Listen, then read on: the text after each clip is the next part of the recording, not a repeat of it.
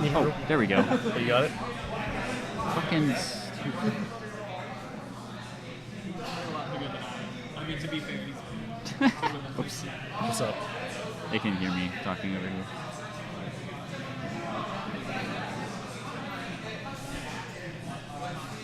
So is the volume I'm talking out at like quiet enough, you think, for over there? Oh yeah, for sure. Okay.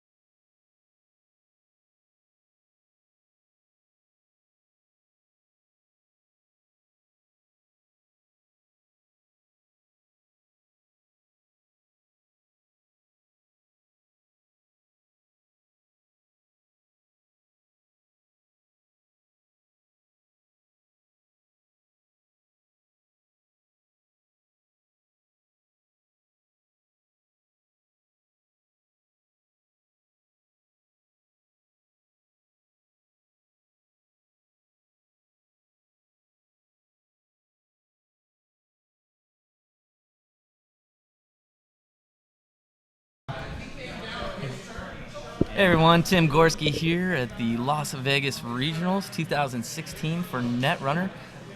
My co-host here today is going to be Mr. Thomas Owen. If you want to introduce yourself, say hey. Hey, I'm Thomas, and I'll be doing the play-by-play. My buddy Tim will be doing the commentary. Nice.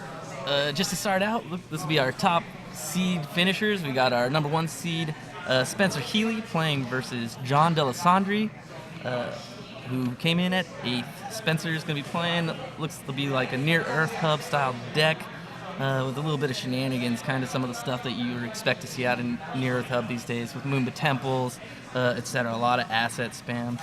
And John, on the left there, he's going to be playing Noise. So looking at his noise list here, it looks pretty standard, to be honest, kind of the noise we expect to see.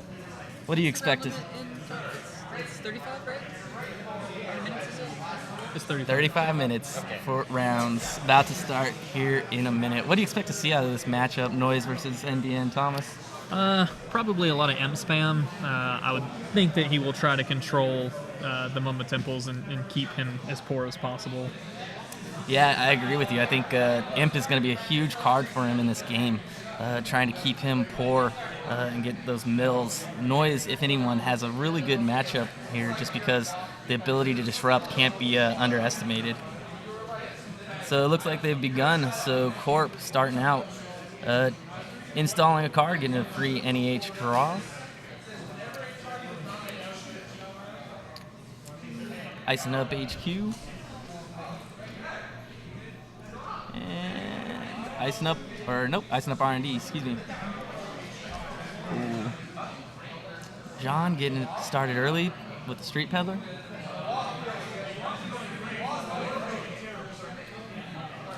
Street Peddler is a great card for John right here. He's definitely going to be looking for his wild sides, etc. But any viruses might be pretty good. Even an Imp off there, a 1 credit Imp would be pretty solid. Looked like he definitely had an Altar data sucker, so he does have a virus in there, at least one. Definitely. He's got the chronotype in hand, you can see, so he's definitely going to be looking to try and put that out there once he gets his wild side online. Looks like a Faust in there. Maybe a Lamprey, is that on the far left? So second click, he's taking the draw. See, probably looking for that wild side still. I didn't see any show up on that Street Peddler. There's a cache, that's always good. Get that mill, get that nice burst of economy, and there's the wild side. So we know he has the chronotype at hand. So he's probably going to be looking to drop that here next turn. He's probably just wanted to get a little bit of money advantage before he put that down. So we'll see what happens. Definitely looking like the common Noise at this point. Got the pad campaign online for NEH now. Got the install, triggering that NEH draw. That's always good. And yeah, here we go. We're just going to start spamming remotes. Looked like he laid down what looked like a CyberDex virus suite, and then protecting HQ. There's that clot. Looks like John there just drew that clot. That's going to be huge for this matchup, especially if we start trying to see some fast advance out of this NEH, which is possible. So I would say it's definitely probable that he's at least running Astro, and he definitely is. So yep, running Astros in the Sand City grades 3x3. 6 influence, tough to spend these days, but it seems to MWL really hasn't stopped that. Everyone's just playing good cards. Yellow cards are good, play yellow cards. Yeah, and the Moomba Temple coming online because res anything, so that's huge for the Sands. So back to Spencer. He takes an install, draws a card, draws another card, and third click. Let's see what he does. Sweep. So yeah. Sweeps all the cards you want to see. He's got a nice healthy credit advantage there. I think he's got about 9 credits. John. He's got his pancakes up, so now he's getting that good, sweet draw. 2 clicks of free action for nothing is probably one of the best things you can have in the game. So it is definitely the best card draw mechanic in the game. 2 cards for free. See what he does here. He's kind of relaxing, kind of just setting up. There's the Faust. So he's probably going to start trying to hammer these centrals and see what he can find. Ooh, Archangel. Brutal.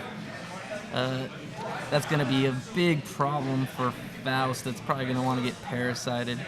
We're definitely not running any Davids in this deck. Oh, we got a couple Davids, excuse me, but David's probably going to be a good hit for him as well, if he can get that. But let's see if he's willing to trash cards to do it, or, yep, looks like he's going to pay, so Lamprey, Levi goes into the bin, or excuse me, Levy, Lamprey, extra wild side, goes into the bin to break. Okay, he's going to pop the Peddler, and looks like the Peddler had a Corroder on it, Altar Corroder there that got trashed, and another Peddler. So he, hits the CVS. Let's see if he decides to trash it. Maybe, yeah, looks like he's just going to let him keep it, so that way he can maybe get some sucker tokens off archives for free instead of trashing it. Looks like his last click he's going to take a credit, so he's pretty poor. He's probably going to be trying to find his Aesops here. He's running 3 of them, so it's got to be in there somewhere. Once he gets his Aesops online, he'll really be able to kind of start making things happen. Yeah, that's the cash spam, mill cards. That's what Noise does. So it looks like Spencer with an install in the draw. Checking that ice. Is it going to be strong enough versus the Faust? And if we get a medium online, could be pretty. Looks like he's just going to take a couple credits there. Pass. Probably chuck that CVS in the bin, maybe. We'll see.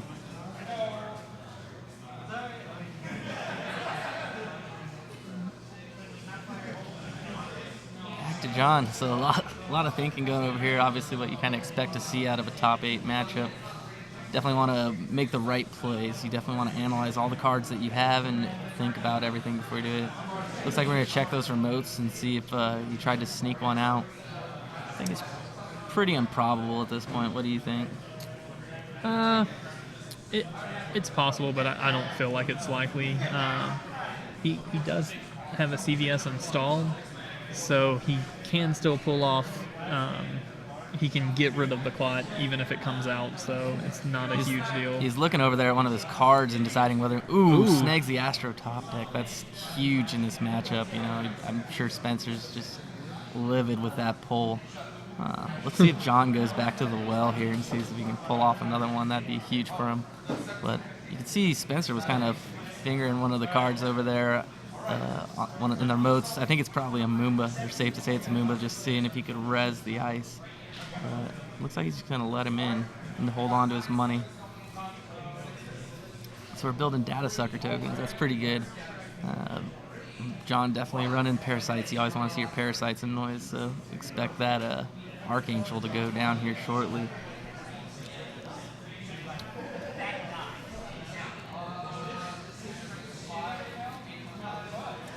Oh, looks like we're resing the team sponsorship there. And Vanson, got his own Astro. So unfortunately for John, he doesn't have any way to bring the clot back out or get a clot out. So that's going to fly through. And there's still another Astro in there, which means he can get the train rolling enough. So he definitely can score out from hand at this point. Triggering that draw ability off the install from team sponsorship, just getting that asset spam going. I think that Spencer, he's definitely going to want to, he's got a lot of assets that he wants out there. He still hasn't seen any turtlebacks. Looks like there goes the end. Oh, awesome. And he's going to go trash the Sand Sands. Definitely good. And there's the Aesop. So now we should start to see it getting rolling along here. So 2-2, that's pretty costly. I mean, Spencer's down at 2 credits now. So it's a pretty costly score, but you always want to get that Astro right out. Yeah, as any H, you definitely want to get as many Astros off the table as possible. There goes that CVS right there. Just pretty aggressive. And if John runs that and trashes it, you know, maybe he wants to hold off on putting that out there and save up some money so that if clot does hit the table, he can use it. But he's going to just continue being aggressive with his assets. Take some more money. So the Aesop's train has left the station. Pawn that cash. Oh, I'm going to imp that team sponsorship. Oh, wait. Oh, wow, he really wants that sponsorship. Interesting. So he's going to pop the CVS. So 3 credits, keep that online. See, checking the remotes, another pad. Those pads are slowly going to do work, though, over the course of this game if they stay out there. He's calling him out. Yep, got to get rid of those data sucker tokens from the purge. So, looking like we got a lot of cards in hand. He's got the medium online. Let's see if he'll probably be looking to drop that here shortly. Or now. And there it goes. Okay, get the mill and then run. Use those cards. Let's see. Oof. He's gonna pull the wraparound. That's a great card. Let's see if he's gonna use what he's got to break it. He's got pretty good hand. He's got a lot of dejas. Looks like a parasite and a mimic. Might be tough to make the call to trash. So it looks like he's gonna bounce and just let it trash the mimic out of hand. There goes the second pad campaign, so he gets to res it for free. First click draw, or install in the NEH draw. If you're wondering why that's the that NEH looks weird, that is the Android Pro Circuit NEH alt art. I think they changed it now. It's the Android Netrunner Player Circuit now. The ANR PC. They totally changed it, I believe, to be more inclusive. But back in the day when they used to call it that, it's a cool card. So it looks very slow place. I think Spencer's probably taken back a little bit. You probably want to be playing a little bit faster than this. You know, he's got the Astro token, but he's just not able to get anything going. Maybe he's just waiting for agendas. But that medium could become a big problem here. John pulls a corroder. So Gonna get the deja vu going. Probably get out. I would probably think a cash. I would think Imp and Cash. Imp and Cash is probably a really good pull. Yep, there goes the cash. And there goes the Imp. Yep. Classic noise play right there. Double checking, maybe seeing if there's some other.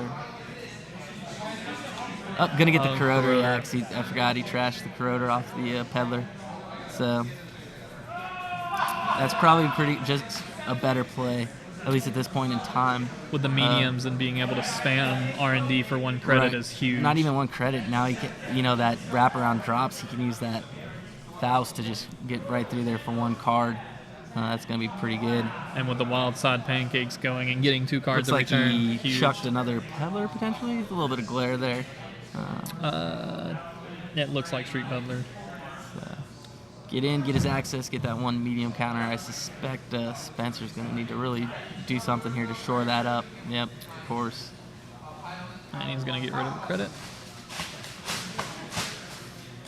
Really what you expect. A really grindy game from in a Noise versus NEH matchup.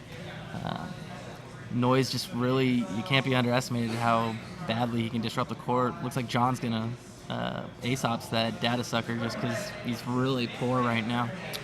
He also doesn't have the Grimoire online, so he's also running out of MU, so he might as well free up the MU for the...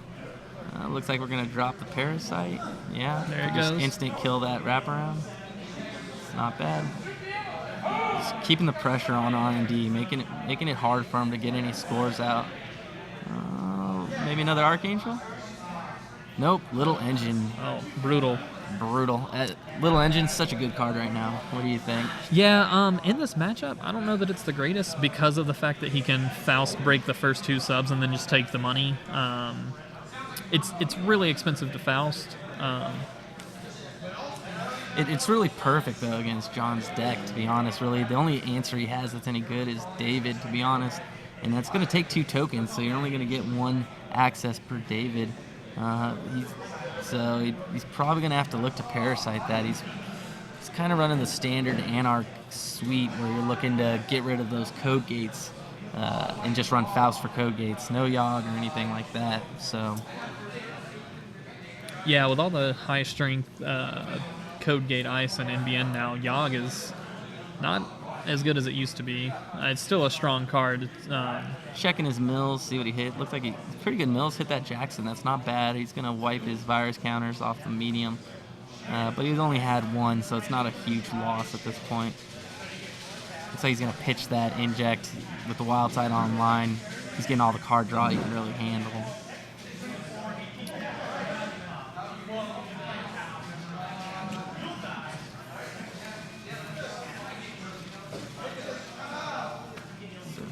Looks like it's still a 2-2 game, though. Nothing's really changed that at this point in time. But it's good to note that John is actually running IG at this tournament. So it looks like Spencer, even though the Noise matchup probably isn't that great, would rather opt for the NEH versus Noise rather than play against IG and take your chances. Looks like he just played another Street Peddler. Also on his wild side Pancakes draw, he did get the clot out. So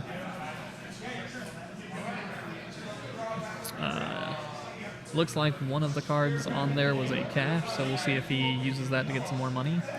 He does have a levy, and he did pitch it earlier, so it'll be interesting to see. He needs to be cautious and make sure he saves the Deja Vu, because he's not running same old thing. If he gets a little careless, he could forget about that and just kind of end up wild side partying his way out of the game. He did end up taking the cash off of the Street Peddler to get the credits. Cool. So he will be able to, he'll Aesop's that next turn and start his money back up. He has the clot in hand, and there goes the David. So he's actually probably going to get some more money out of this. Let's see if maybe he'll poke HQ a little bit here. No, he's going to just keep up the pressure on R&D. I guess he's feeling that if Spencer had it in hand, he would have scored already. So it's probably a pretty good call.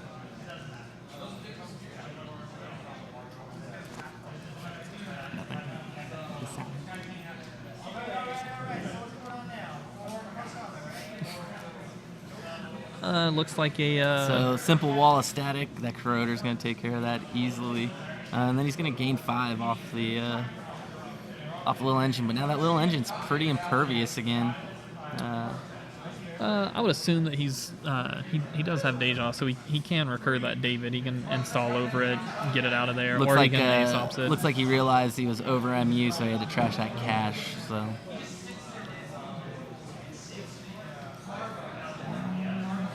Looks like he had a Jackson out there. He's going to pop it, get back to the CVS. Looks like he's got 2 CVS in the bin, so he's going to keep the bin polluted a little bit.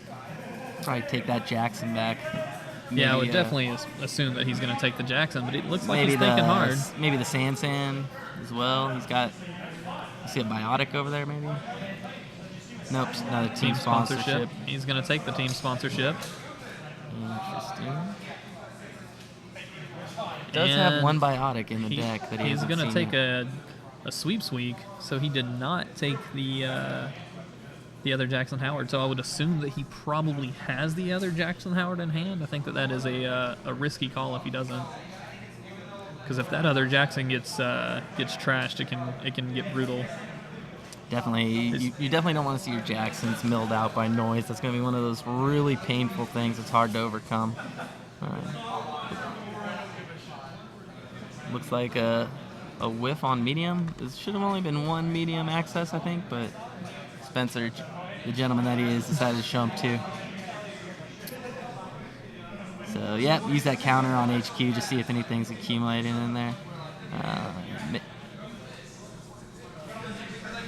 It's possible maybe a food got stuck up in there. So another wraparound. That wraparound's probably not going to do much. It's probably going to be going in the bin here shortly. Once the Corroders hit the table, wraparound loses a lot of its luster. I was really kind of surprised that John actually parasited the wraparound. 1 credit per turn seems pretty reasonable, and those parasites could be really huge on some of these other ice that's out there. Time will tell.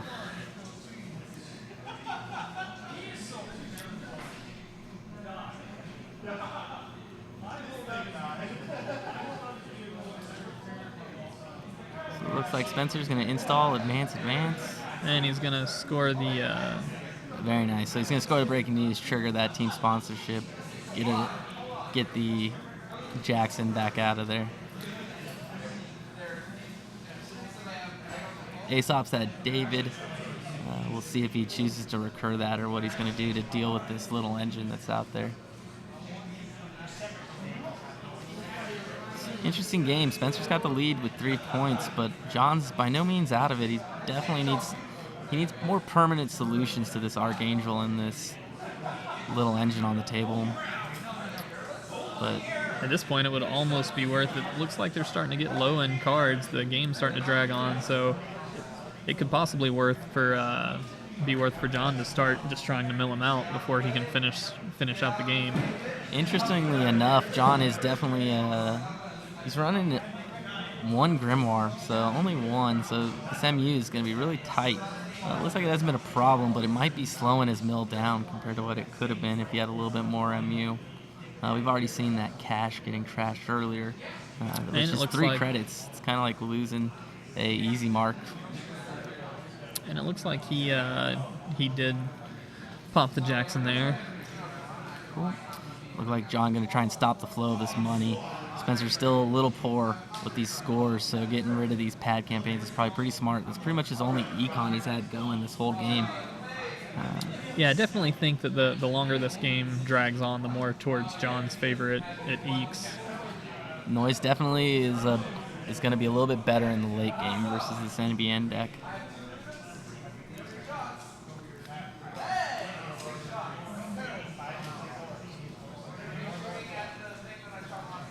So while we're just sitting here waiting for the next move, while the guys think, Spencer did get to choose what he played first because of how the tournament rules for Netrunner work. The highest seed gets to pick in the first round. So Spencer chose to play the NEH against John's Noise.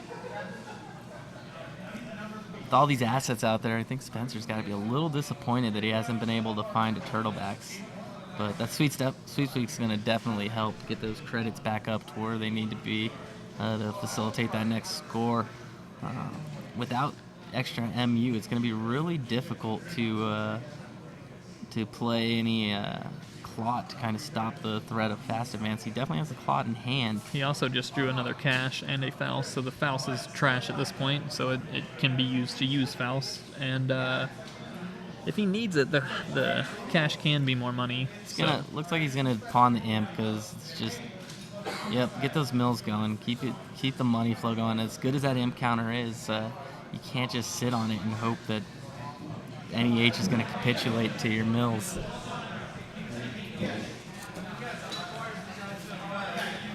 So, I mean, we're over halfway through our deck and we're still having MU problems. That Corroder's pretty much essential at this point to make sure you keep those wraparounds down in strength. I'm beginning to wonder how much longer he's going to hold on to that medium until, with Little Engine just hanging out there, it's going to be really difficult. Looks like he's thinking about spending 2 credits to Deja.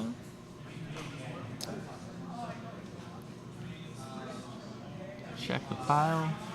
See what we got. I didn't see if Grimoire ended up over there. I didn't see it whenever he's went through it a couple of times.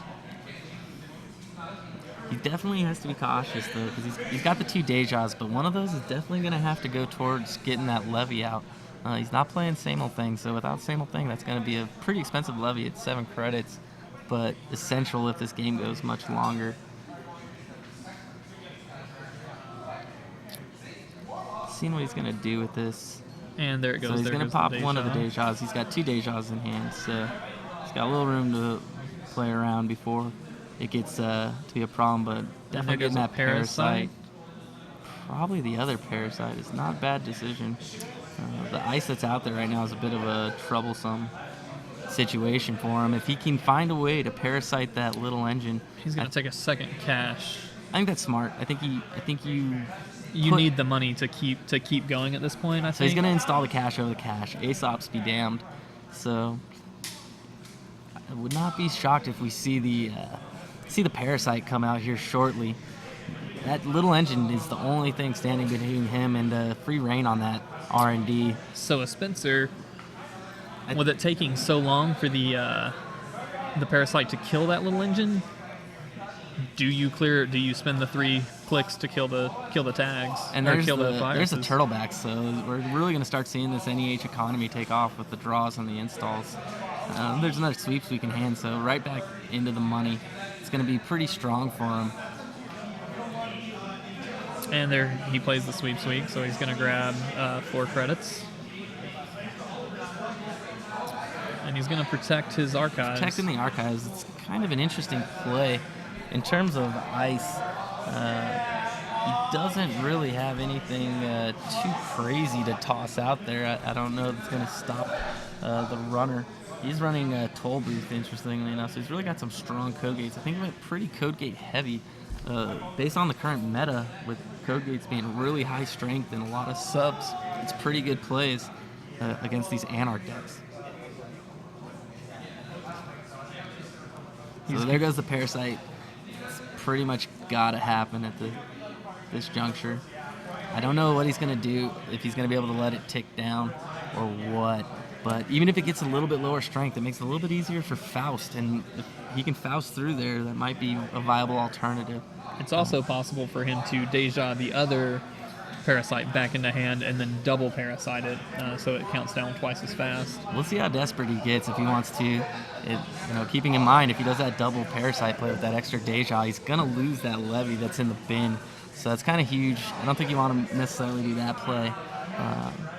But it'll be interesting. I don't know what he's going to do. He doesn't have any data suckers online, so getting that little engine down is going to be tricky. I think you're really kind of seeing the power of little engine in this meta right here in this matchup. So Spencer checking his assets as John runs archives. Cool. Assassin. Okay, so big beastie right there. It's not a huge problem with Faust, but it's going to cost him quite a few cards to get through it. And we'll see if maybe he has another Jackson out there somewhere lying on the table. There's only one left in the game.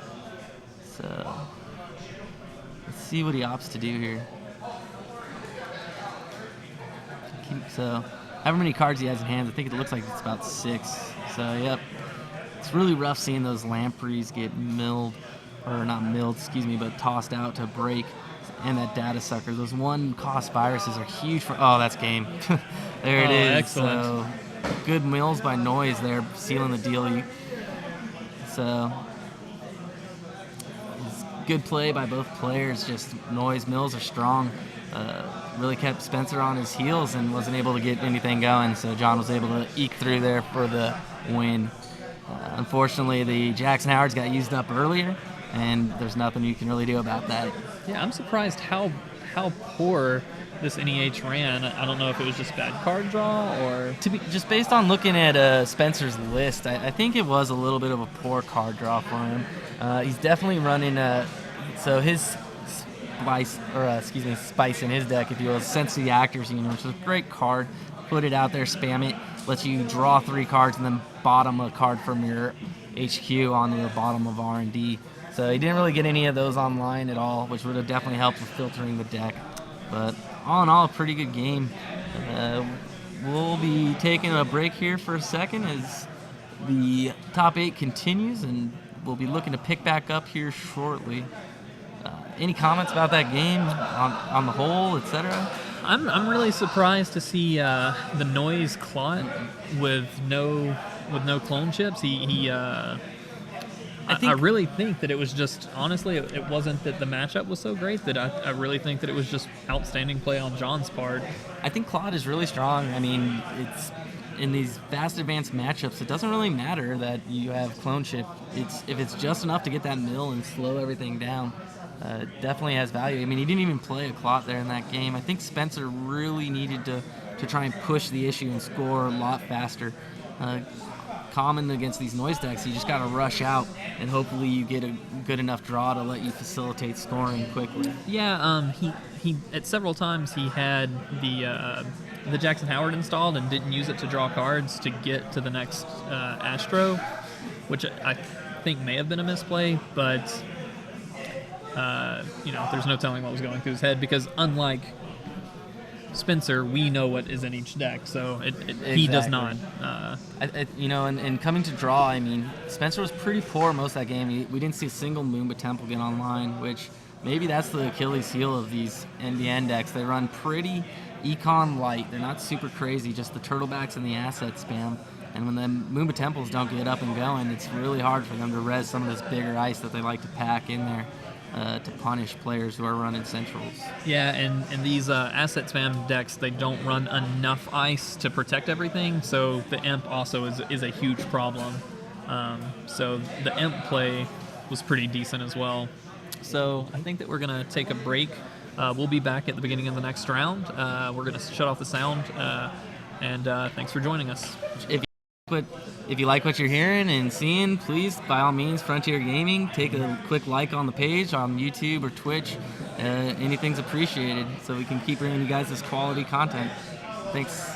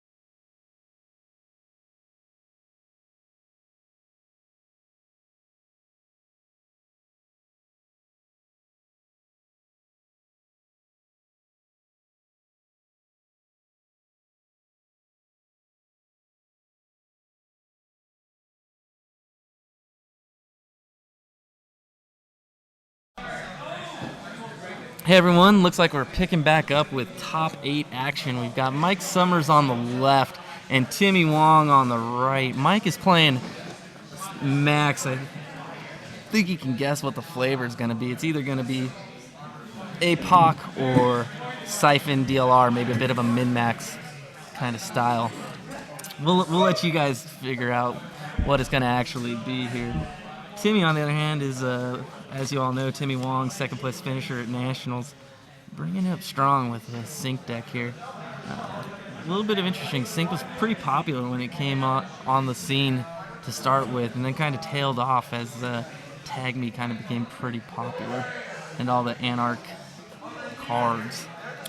I will say that I played Timmy earlier in the day, and I was playing DLR Val. Listen to that heaving sigh of assault. It was rough. I got completely set up with DLR Val, and he not Salem's Hospitality. All-seeing eyed me, which as Val I get to remove the pub on the first one, but he had a second one in hand and trashed everything. Look at that draw. Like, it's a pretty good draw beautiful. for Timmy. He's got one Scorched Earth in hand. Looks like he's got an Altar Jackson, a Breaking News, and a couple pieces of ice. We'll see if this is good enough for him to keep. On the other hand, Max over there, looks like we got a Day Job in hand and other cards. Max, All the max art going on. so it looks like Timmy taking his mandatory draw, pulling into that closed account. That's going to be huge, especially if we see a lot of Siphon DLR, etc. out of Mike here. Timmy looking at his cards, deciding what he wants to do. Ice up HQ, ice up R&D, and taking credits. So how do you feel about this matchup?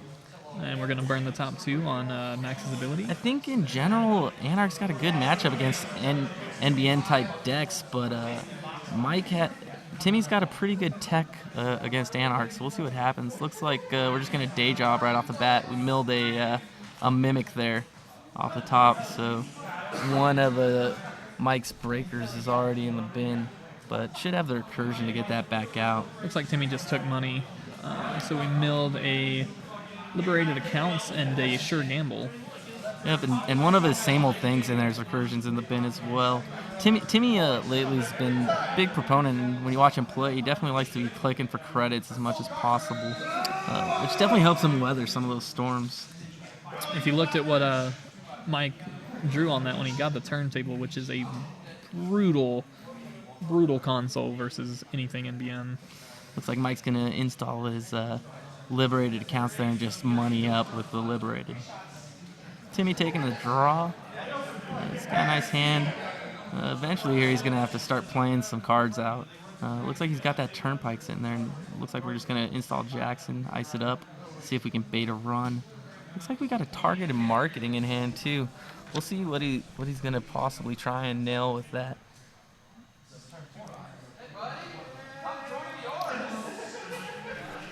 Or no, never mind. Disregard the targeted marketing. No targeted marketing. So it looks like we milled an Amped Up. So Amped Up's a crucial card in helping pull off those Apocalypse. You can kind of see where maybe this deck is starting to go. We got a Siphon in hand. We got the Eater out on the table. Let's see if he's going to just go ahead and go for it. Timmy does have the closed account, so any Siphon's not going to be as devastating.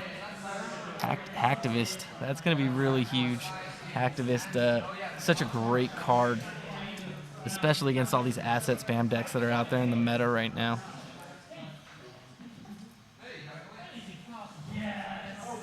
So he is going to play the Siphon. Yeah, just go for it. Go all in. He's got the money from that Liberated. Worst case scenario, Timmy rests it and goes down. I think Timmy might just let him in here and take the... Let's see. Well, it is a wraparound, so why not res it? He's definitely going to be able to break it. It's going to be pretty costly, and he's going to lose all his money. But if he fires the Siphon, he'll get all the money back. So he's going to get all. So he's going to probably Siphon, lose the 5. Timmy's got just enough credits to trash that Liberated, and then he's going to close his accounts. Calling it right now. Calling a shot, which will be brutal. I think that's a Mike. pretty good pretty good guess. We'll probably do that. Maybe take a credit, see what happens. So, And he's mandatory draw. Let's see if you're right here. so Looks like another closed accounts, maybe? Oh, it is another closed accounts. This could get really brutal for the runner. maybe even just closes the accounts. Lets him click on that liberated to waste a couple clicks. So we'll see what he does here. Yeah, he sent. So close accounts for sure. Shocker. He essentially will make All the him money burn is- his own liberated accounts by doing the double. Oh, even better, he's going to click his ID. Rare ability. People often forget that you can click and then trash stuff for free. This great ability out of sync. Oftentimes people get caught up in the tags and the cost to get rid of them at 3 credits a pop, that they forget that they can flip that ID for a click and then just start trashing stuff rampantly. So we just saw a levy and a account siphon trash. So Timmy knows that what his influence is built up in for the most part, because that's, Timmy's in a really good position right here. This is right where you want to be at Timmy. I mean, you got that siphon off, but you still got your res dice there on HQ, so he's got the protection. And then he's definitely going to be able to kind of start turning this around slowly, unless Mike gets rid of those tags, which is going to be really difficult to do, even at 2 credits on the flip state of NBN. It's going to be really hard for him to get rid of those tags, so Timmy can just keep trashing at will. Brutal. looks like a resistor. Yep. Great piece of ice. So there's no way he's getting through that. It's now 2 strength resistor with those tags. And if you're wondering why he's pulling the cards out of the sleeves like that, it's so that the little metallic piece doesn't cover up the strength of the ice. So note, kids, when you buy sleeves, make sure to buy ones without the little decal in the bottom left corner. But Timmy's a gentleman and a scholar, so he'll definitely make that happen so you can see the strength. Interestingly enough, pulling out the resistor doesn't actually tell you what strength it is at this point, but nonetheless. So it looks like we're going to ice up HQ, and also... Or is that Big Brother? Wow, That what was is Big Brother. Oh my goodness. I know it's in there because he did it to me. We are bringing it old school. Basically, Timmy's just going to put the leash on Mike here real hardcore with that Big Brother. It's a one of in the deck, but it's beautiful tech right there to really keep those tags on, especially out of sync. It's a good one of. So Yes, at this point, Max cannot make the money fast enough to get rid of those tags. definitely not.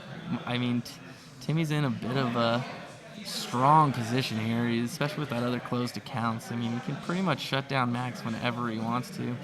And with the levy and 2 account siphons in the bin, it really makes him struggle for what he's going to use his Dejas for. Timmy's in no pressure situation here. He doesn't have to rush it, just needs to be pretty steady with his play, and he should be able to pull it through. He does have the Scorch, so if at any time he feels like there's no I've had worse, which we can see one peeking out there in Mike's hand. He can. Oh, looks like he's gonna play I've had worse.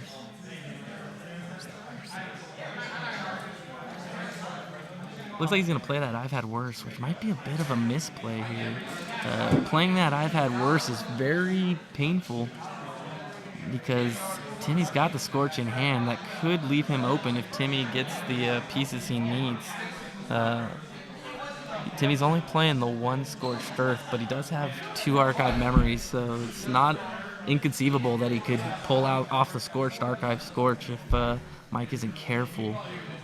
But I think that's a bit of a desperate play. You can kind of tell that Mike's a little bit desperate, trying to figure out what he can do against this financial onslaught with Timmy. In case you guys are wondering, this is actually not the top table. This is the second table of the winners bracket, trying to give you guys a good diversity of what's happening today at the regionals. And while there's a little break in the action, Timmy is the higher seed right now, which means if it does go to time and they are tied both with no agenda scored, Timmy does get to advance and takes the win. So he doesn't have to feel pressured to be super fast, because really at this point Max has to be the aggressor. Let's see if Timmy might. Let's see. He might close the accounts here again as Mike's slowly building up those credits. It might not be a bad play to install that breaking news and score it. But nope, Timmy's just going to credit up. Standard Timmy play. Steady. Looks like he just milled another, Mike just milled another I've had worse there. So Timmy can somehow, Timmy's about 1 credit away and a archive memories from doing it. I think we're going to see here, I think we're going to see a closed accounts again. Mike's kind of slowly built up. It's going to be a huge tempo hit against Mike. He's been clicking for credits. And he does have a scorched in hand. Does have the 1. He's probably going to need at least 1 more. Mike still has 1 I've had worse, I think, in hand. 2 are definitely in the bin. But let's see what Timmy does. Yep, we're going to shut those accounts down.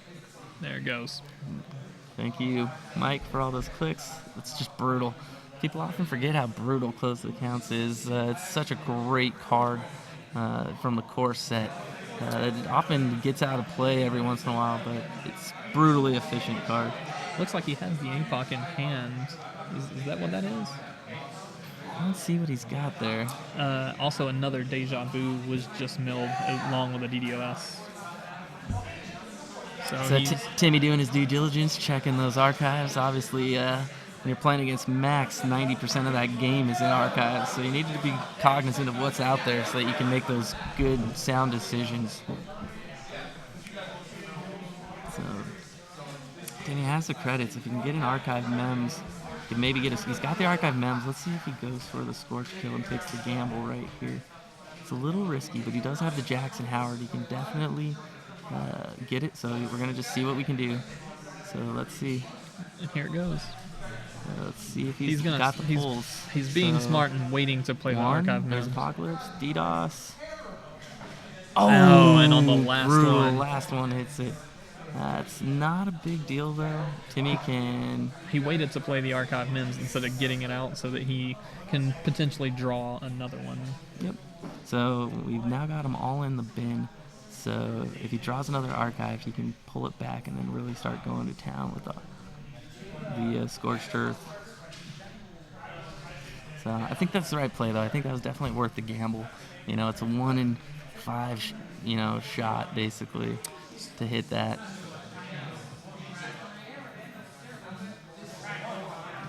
I'll look back. So Timmy checking the archives, trying to figure out, definitely all those I've had worses are in there.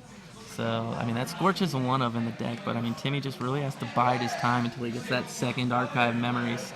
Once he gets that second archives, then it's kind of off to the races. So, he's kind of starting to back up with agendas in hand. I don't know what Mike can really do here to get off the floor. He's crediting up as much as he can with that day job. Well, I feel like what he's trying to do at this point is he's almost milled out and the levy is in his archives. There goes more recursion.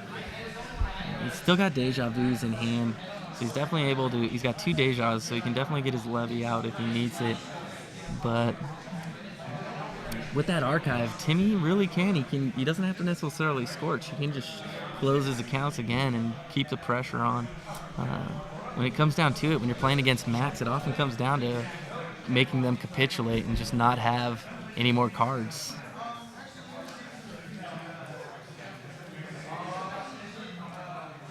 See if he's going to start clearing tags, maybe? Yeah. Until he starts getting rid of those tags, he's not much he's going to be able to do. I think that's the smart call. He's really got to do it. Timmy's really starting to build up with agendas in there. I think at this point, Timmy's best play is Timmy's to scorch again. Because he knows that the recursion is either in his hand archive or memories to close accounts, close some more accounts. Yeah, I was going to say, Timmy really needs to flip that ID back. So keep that pressure on Mike trying to get rid of those tags. I think this is the best use I've ever seen of the sync ability to flip that ID in quite a while, to be honest. He's really doing good work with that. I honestly feel like with him knowing how much recursion is in archives that he should be digging for Scorch to try it, because he knows that he has to have a Deja in hand. He has the 1 Scorch. He definitely needs another archives to pull it off. This is a 1 Scorch deck, so In order has to the pull it off, archives. he's got one archives. He's going to need at least one more to fully seal the deal. Well, he doesn't have to kill him. He just has to stop his recursion here. So if he gets rid of those 2 deja vus, it's essentially game over because Max has nothing else she can do. This is true. It's very true. We'll see if he's going to go aggressive. I think Timmy's going to probably opt to take the safer play. Timmy's not very, he made that aggressive play early to try and trash Max out there, burn their house down, but looks like he's going to want to hold on here and see if he can get the guaranteed kill. I mean, he knows where the I've had worse is, so time is on his side. He's got the Jackson, if I recall. I'm surprised he hasn't really kind of started to take a little dig at it with Jackson. And he probably doesn't want to res Jackson just because of that hacktivist. It's probably the main thing keeping him. I think we're going to score that breaking news, get the hacktivist off the table, and then start digging. Because he's a little bit flooded. So there's the last max card. So if Mike needs to Deja Levy here. I think it would be a bit aggressive to see if he could hold on one more turn. So Timmy has to know he has recursion in him. So he's going to discard the inject. We now have He took 3 credits. Man, I think Timmy can really put the screws to him if he archives Scorches here. I think it would that be is worth by it. far the best play here. We'll see if Timmy catches that might be a good play. If you ditch the recursion, then all you really got to do is bleed Max out. He's only going to have 1 card. You can get the other archive later. And, dude, he's got, it looks like a same old thing. 2 Dejas, so he has all the recursion he needs. But once again, I mean, it just might be too aggressive for Timmy. Well, and one thing that whenever I was playing with Timmy, he said that his one problem is that he tends to get very one-tracked mind and very one-track thinking in what he's doing, and sometimes doesn't see the whole picture. We saw a little bit of that in his Worlds play. Sometimes he just doesn't see all the outs. And so, let's see. I think he's going to take this gamble. Oh, nope, he's just going to close the accounts again. That's just as good, to be honest, in some regards, because now you can't even afford to get that stuff out. I think we're going to see Timmy Jackson back some Scorch and some Archive here shortly. See if he can't get the kill. But, I mean, as it stands, Timmy's sitting there with that 1 point, and that's really all it's going to take for him to win this game with the higher seed. So maybe he just takes him to time.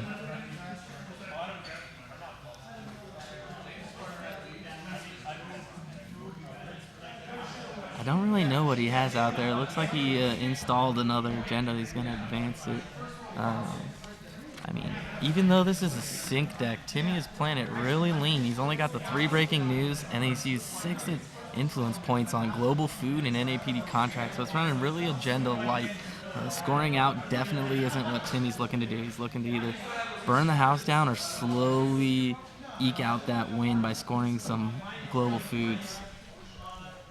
Which, in this matchup at this point, with as broke as Mike's going to be, scoring a global food is definitely not out of the question. I think Timmy's going to get a window here because I think Mike really needs to get his levy online here. The longer he waits for that levy, the more painful it's going to be if Timmy's able to eke something out. I mean, Timmy has that food in hand.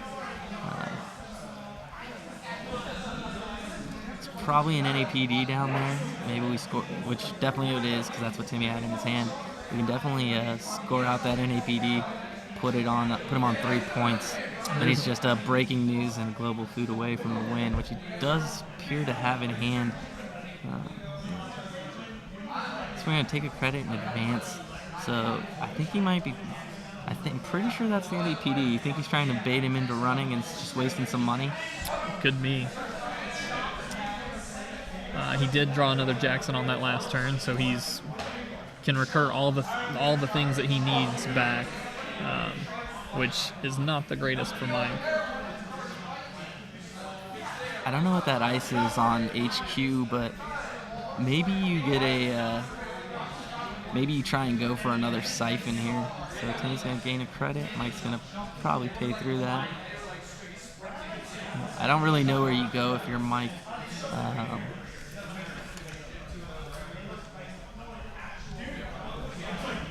Timmy isn't running any traps, so this is definitely an agenda. I don't know. It seems a bit aggressive if it is, because if Mike scores this, if he's able to somehow keep it at... So it looks like we're popping Jackson. We're going to get the Scorch, and I think we're going to get the 2 Archives. Yeah, get those back in the deck, see if we can get this kill. So it looks like he bounced off that pop-up window. Didn't really want to mess with whatever's behind there, which I don't know if that's the right play. Maybe you go in there and try and see if you can snake that, but Timmy is known sometimes. He really does play those wonky out there kind of decks, so it wouldn't be surprising if there was some sort of trap back there.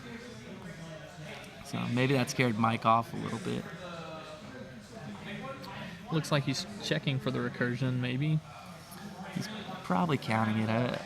$20, Timmy knows that there's one single thing, 2 Dejas in hand. You pretty much can expect Max to have that. So if you count the others, you can be fairly certain what's in the hand.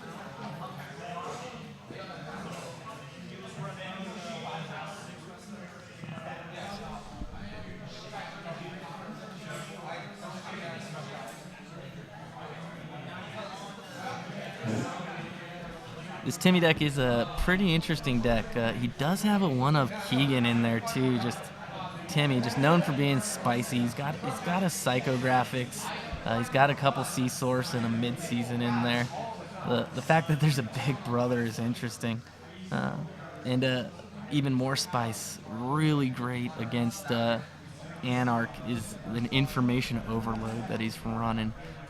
We'll talk to Timmy later and see if we can get this deck posted up on our the stream page at some point.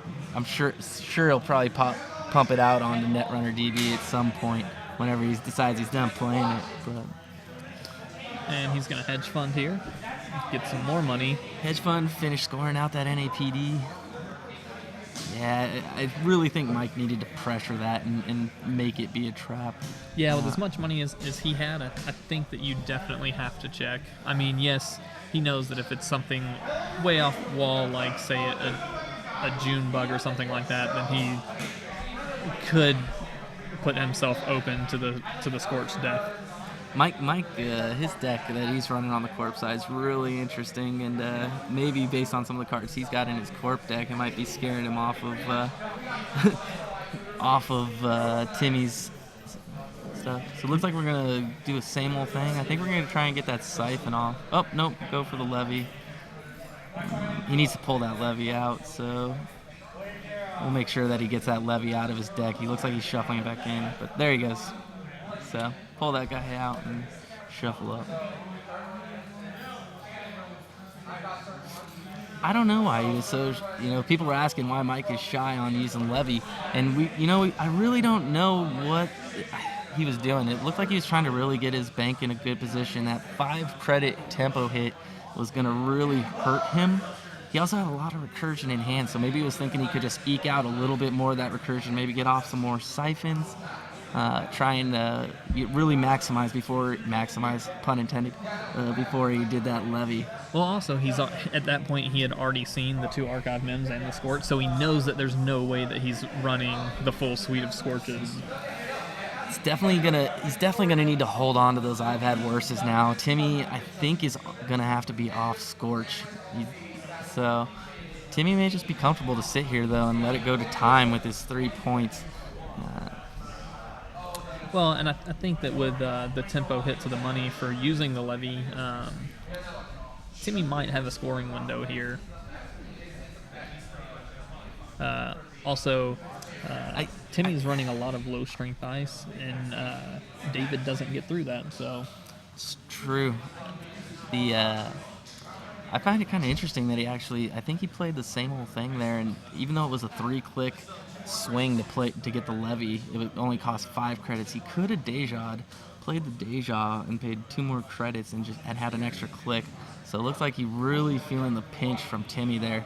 Wanted to save that extra credit rather than having to click back up. So Timmy's gonna install. install some ice. So I don't know where Timmy really goes from here. He's got the tags on him still, but he knows that those I've had worses could pop back into hand. I think we may just see a little bit of a attrition play on Timmy's part. So Mike might have a little bit of window here if he can get in and find some of those agendas, maybe get that food out of the hand. He hasn't ran the hand in a long time. You know, as a player, you definitely want to keep running that hand. Those agendas will build up in there, and oftentimes you can squeak one out, even if it's only a single access. You know, you really got to make the corporation be defensive and protect that HQ. It's only going to cost him one David token to get in there. Yep, and Mike's back up on money, so the NAPDs aren't quite as big of a deal. You know, if you can spend, 2-3 credits and then spend still the NAPD, it's might be worth it at this point, especially with time probably starting to become a factor. We don't have the clock here with us right now, so it's on the wall behind us, and he scores out another breaking news. So now he's on game point with that food that he's got in hand.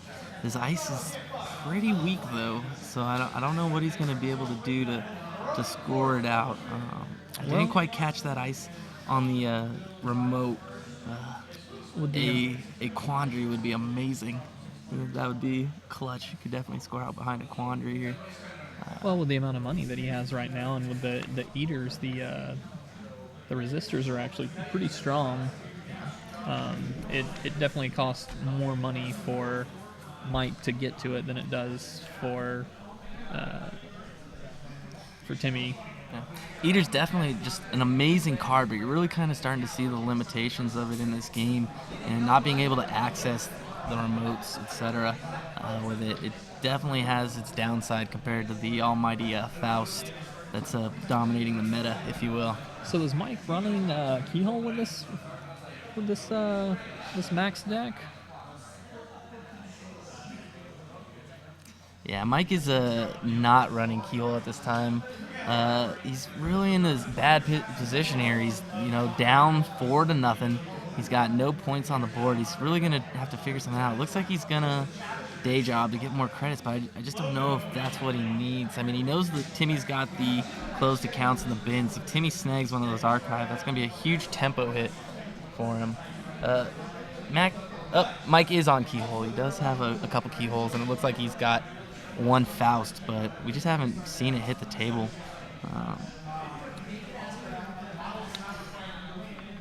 So it looks like Timmy's got an NAPD, some food. It really feels like he's trying to get it to go to time. Yep, he's gonna just ice up R&D, and it looks like we're gonna start pitching agendas.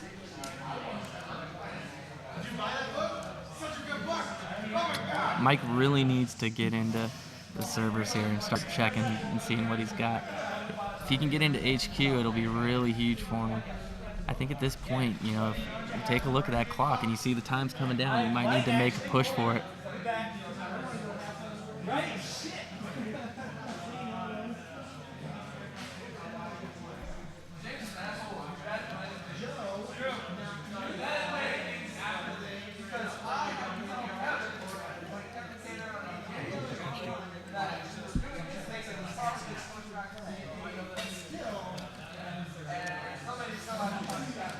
Brutal game, definitely huge attrition.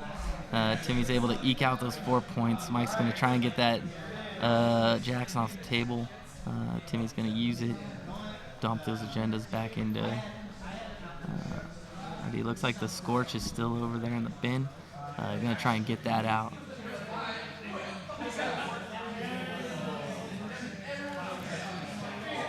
So it looks like we're going to clear those tags. It's costly. It's 6 credits, but the strain of those tags has just been a bit too much. I mean, we know he wants to. His deck generally goes tag me over there on Max's side, but Mike just was under the burden of those. He wasn't able to play these cards, these crucial Max cards. You want to see those same old things. They're starting to build up in hand. So Timmy finishing up his Jackson. Michael had just finished out his turn there. Look at that seasoned shuffler right there. What a pro. So at this point, what is Mike's best path to victory. I think he knows. Aaron, Look, HQ is, I mean, Timmy's buffed it up, right? He's got 2 pieces of ice on there. To me, that's almost a tell that you need to get in there and try and score those. So this is probably where Timmy seals it. I think Timmy's going to just, he's got the psychographics. I think he's maybe, I don't know, I think he pitched his foods, though, unfortunately. So he's just going to take all the money. He's got the psychographics. He can psychographics out of food for the win. But he does have a 2-pointer and a breaking news in hand. I think he needs to just try and score that breaking news and then try and psycho out the NAPD that he's got there. I mean, he's got the win in hand, but he may just be one-track mind, if you will, focusing on trying to get the food to score when he could just score out in 2 turns and call it a game. I think Mike at this really point, needs to get into HQ. I think at this point, I was going to say that it might not be bad for him to just try to score the NAPD and let Mike waste his money to go get it, because it's not going to win him. But let's see, DDoSing to nope, no DDoS. He's just going to see what's in the R&D. So he's going to res an Archangel, great piece of ice, but we got David on the board. That's not a big deal. So 1 to break.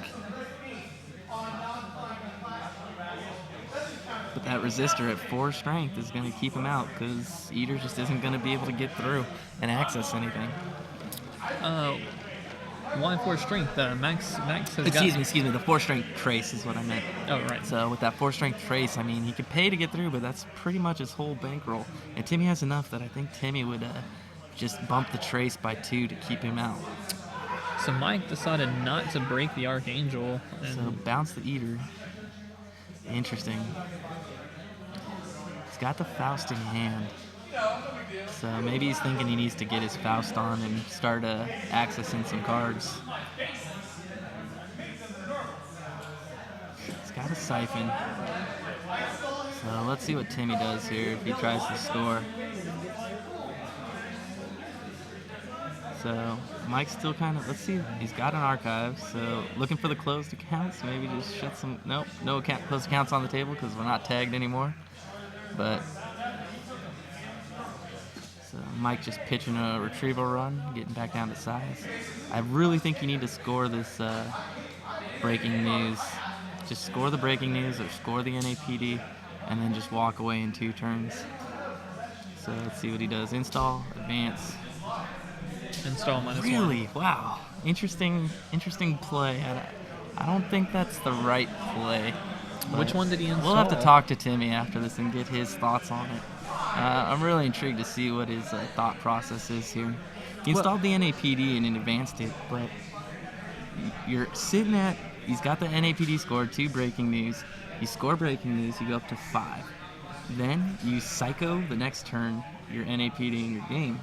Instead, here we are, we're sitting here, and we're going to look that it's going to go at least 2 more turns. Yeah, I think that he knows that Mike doesn't have the economy right now to get in and steal it. Well, it's a window, though. The thing is, you're leaving that window open for Mike to get in there. So, it's definitely an interesting game that we got going here. The Max player's definitely been flustered. I don't think he expected all these closed accounts, etc., but he's going to go in there and see what he can do. Looks like he's going to lose a credit from the Turnpike. That's given. I think he Faust through this, though, and get in there. You have the credits to score the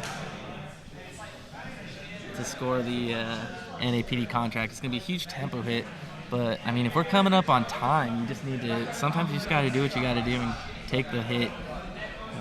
NAPD contract, still a great agenda. MWL really hit it, and people were starting to pull it out of their decks. Oh, I'm dumb. That's why there's no Psycho, because there's no tags anymore. Should have done it earlier. Everyone disregard my Psycho commentary. So this might actually be the right play because it's going to make him go down to no credits to steal it, and he has to steal it at this point. So now maybe Timmy's just expecting that he's going to get another agenda and not have a problem with the scoring window. Yeah, I apologize to everyone. I forgot that he got rid of those tags. That's why he wasn't psychographicsing out. So Timmy is smart. This is why he's a number 2 player in the world, and this is why I'm sitting here commentating on a Las Vegas stream. But so either way, it's definitely at a point in time where there's gonna be the ability here for Mike to try and get back in this, depending on how much time is remaining. I mean, he's now at 2 points. He's only 2 back. It's only going to take a couple more agendas to get even up that score. Granted, the deck is very agenda light, so I wouldn't be surprised. Oh, there it is, that tech. So good. This is going to hurt. So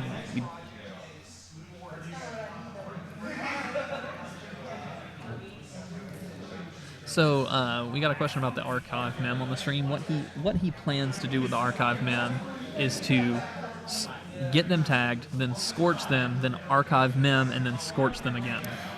he's only running 1 Scorch in the deck, so Timmy's got 2 archive memories and 1 Scorch.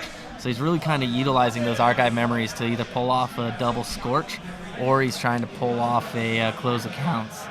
And it looks like we just had time called, so the pressure's going to be really high on Mike. So Mike's going to finish this turn, and then Timmy's going to get 1 more. So, I mean, Mike really needs to get in here and score some agendas, but that information overload is huge. I mean, he took the tag, so he's got to break that, you know. So that's going to cost at least 2 cards to break. Wraparound got the David counter, so he's going to be able to get in with a Siphon. But it's really going to shut him off from getting into R&D. He doesn't have the cards available to really do anything. So David counter. Cool. So he's going to access instead of triggering the count siphon, which makes sense. Timmy's only got 2 credits. He also has no credits, and the only I think the only agenda in hand is NAPD, so it's and he pulls a C-Source. So Timmy's gonna win it here. Timmy can just pretty much click for credits with time called. So Timmy will take credit off the pop-up window. Oh, so he I guess he was saying that he would pop the DDoS, and then. Okay, so he checks. There's nothing in there. That's GG. So Timmy's gonna take it. Timmy's gonna take it because he's the higher seed, and he had more points. So finishing it out 5 to, no, he's 6 to 2 there. He scored the breaking once again, news on the it's last been turn. these are endurance tests. These regional games. You're going all day trying to eke out the win. We've had pretty good timing here. It hasn't been too aggressive. Started top 8 around 7, so it's not as late as some regionals, but players are definitely starting to feel the strain. I mean, I know I am calling that psychographics when there's no tags. Man can dream, though, right? So at this point, everyone's played.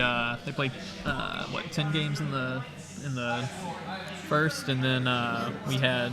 So sounds like people are asking a little bit. Timmy's list is really kind of interesting. Hopefully he'll post it on Netrunner DB. He tends to do that after these sort of things.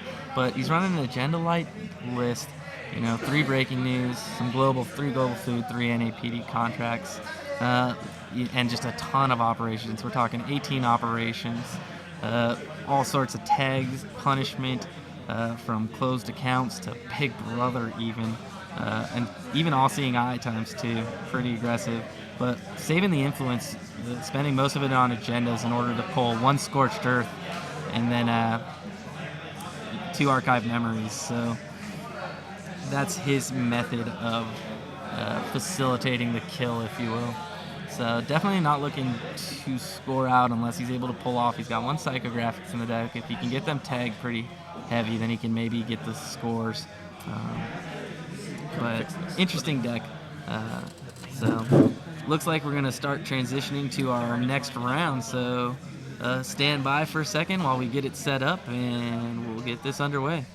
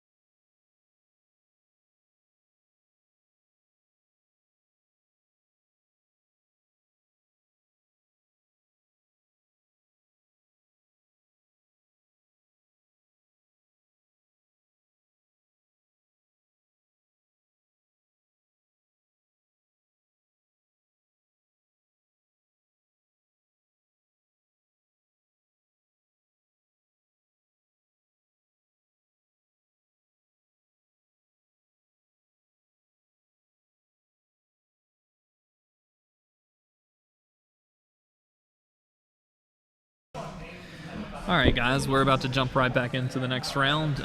We've got Timmy Wong versus John Delisandri.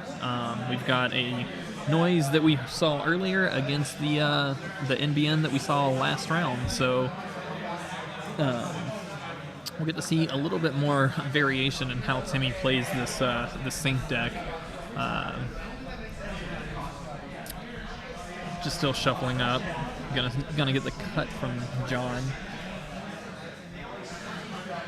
Counting out. And the shake. Looks like we're about to get started. Looks like we got 2 NAPs in hand, maybe? Get started up. Yep. Let's do this. Oh, no, that's a global food. Actually, I think that's 2 NAPDs and a global food, so Timmy looking pretty agenda flooded here.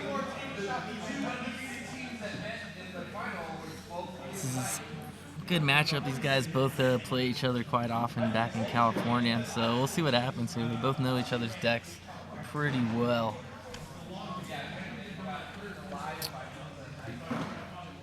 John was nice enough last night to come up and hang out with us for a while and play some games with us. I got a couple games in with him. He didn't play what he's playing today. He had a few pretty interesting decks. He brought an IG deck, which is pretty common. Looks like we're gonna start the mill train, get that medium out, and start hammering on R&D. So hitting 2, nothing. And he's gonna go see another one. Just keep going until Timmy can shut it down. See, that Jackson's probably gonna hit the table and start digging for ice. He's trying to show the camera there what he's got. Big brother. He's got that big brother. Not gonna really do anything, I mean, at this point in time. 1, 2, 3. If he shuffles the card, he has to turn it. He wants the card to show us the card, but the game will be like that where you can see. So Timmy in a bit of a predicament here. I think you go digging with Jackson and try to get out of this hole. And so, that's exactly here what we he's go. gonna do. Clean up that hand. Toss some ice out there. So And now let's see if he goes for trying to pitch the agendas or if he's gonna keep icing up. I mean, that medium's a huge threat. So maybe pitching agendas isn't the best play here. Maybe you get that resistor online, even if it is going to die to a parasite eventually. So I think we'll see John here try to pressure that resistor. Yep.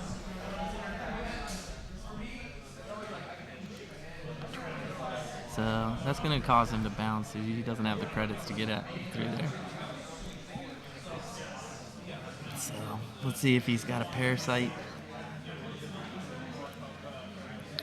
He's gonna run archives, see if he can force the Jackson pop.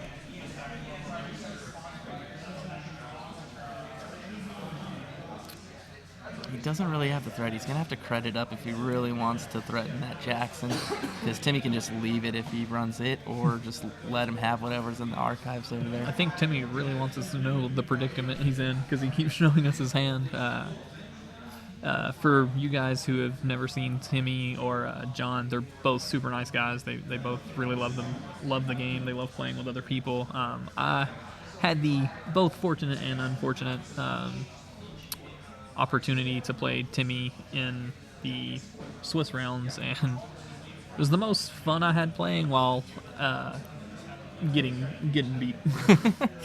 So John's gonna credit up there. Let's see if he's gonna try and force the Jackson trash.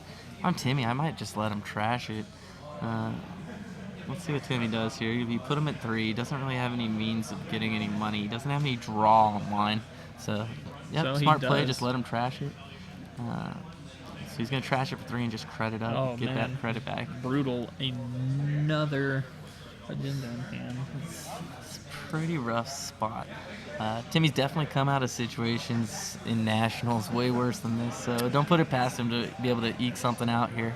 Well, he does have the archive mem, so he can get the Jackson back if he needs to, if he feels pressure coming. He's got all the sweeps for days, but I think John's purposely keeping his hand down a little bit so that the value isn't there. Let's see how much value he gets off of it. So spend 1. Getting 4. So looking pretty good. So we're going to get that cash online. That cash is going to do some serious work for John. Now, if you can get that Aesops going, we can start seeing the train go like we did in his first game tonight.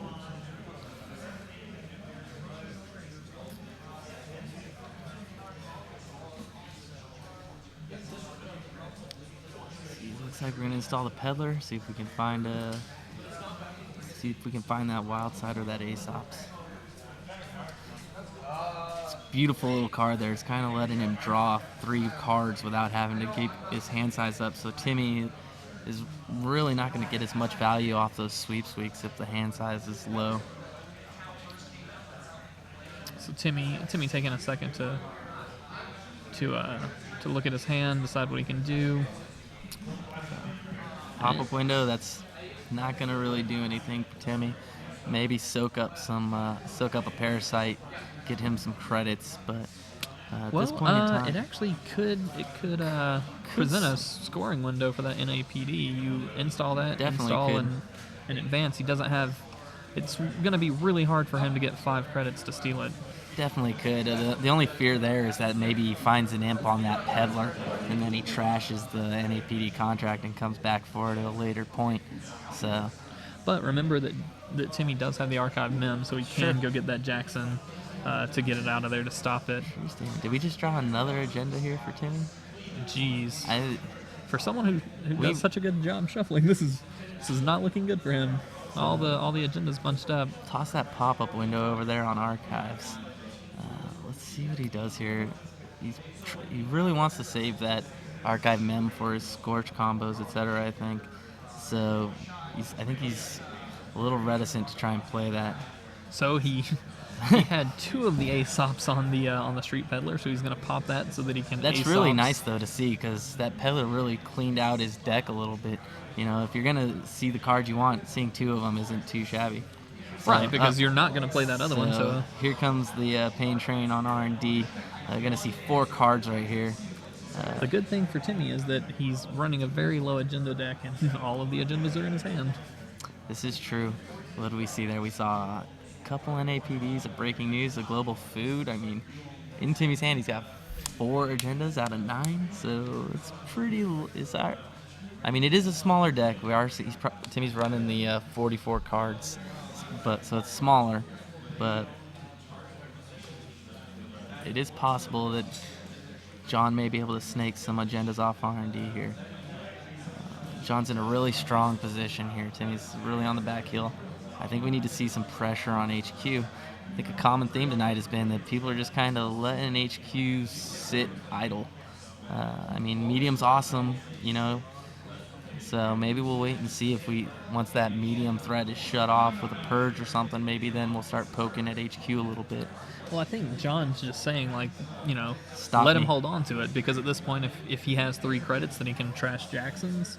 I think at some point in time, though, when you're about 5 cards deep, maybe, a little bit there, 4 or 5 cards deep on R&D, and you're not seeing much of anything, that you really got to kind of start thinking, hey, where are these agendas? Maybe they are over in HQ. And he's going to play the cash to mill a card and take some money, and then he'll be able to Aesops that for more money on the next turn. For sure, he's definitely in a good position. Now it's starting to look a little bit better for Timmy, as he just got that wraparound, so that will be huge. That wraparound is going to be big. Until John can get a Corroder online, it's not going to be able to do much for him. So do you think that Timmy tries to maybe create a scoring window here? Or do you think he decides to protect his R&D? I think you got to protect the R&D. You can't just let noise go to town with that medium, or bad things are going to happen. I think an aggressive play would definitely be, with all that money, to put that wraparound out there and challenge John. Say, hey, do you have that, David? Can you get in here and maybe just try to rush out? And, noise is often stymied whenever you get that rush going on them. Get a little bit of pressure on them to try and make runs that they don't want to make. And remember that Timmy is still the higher seed here, so install advance, and yep, we're gonna make that play. I think this is a bit aggressive play, but I think it's the right play. He knows where most of his agendas are, and if he can somehow rush these out, he can really put John in a pinch and force John to get into that remote. Because John right now, he really doesn't have the card draw yet. He's got all the pieces that he wants to see. and So there's he does. the David. There's the David. So we're definitely going to see the run. Timmy will res it because, yep, why not burn some David? But he's going to be able to get it. It's just a breaking news. So I think that was a good play. I think Timmy basically knew the call was not to put that 2-pointer out there. Just test him with a breaking news. See if he can get in there and move on. Also, with Aesop's being on the board, it's really good. John's going to keep using that David because he can Aesop's it for money and then get it right back out. It's definitely good if he needs to. Until he gets a Corroder online, that David's going to be a pivotal card in this matchup. I mean, we all know that's why the Anarch suite is so good right now. Whatever inconsistencies in their AI breakers from Eater to Faust, David really cleans up all those messy situations that you could be in if you're relying on just Faust. So Timmy just drew the closed accounts, and he was thinking about drawing another card, but it looks like he decided not to. You can see he's starting to feel the pressure, resting on his head, kind of scratching his head. I mean, this is a situation no one wants to be in. You're flooded against noise. He's going to be putting pressure on your R&D with that medium, and he's going to keep milling those cards. It's definitely a situation where, you really got to focus and figure out what you need to do to start scoring these points or getting that scorch off. And John's being extremely smart here. I think that he knows what's in Timmy's deck, so he's running. He has the I've had worse in hand, so the Scorch play is really off the table for Timmy. Is it though? Because does he have 5 cards in hand, or does he have 4? So if he were to Scorch, somehow Archive, tag him, Scorch, and he can get the tag, but that's a long way away from where we're at right now. Time is really on John's side here.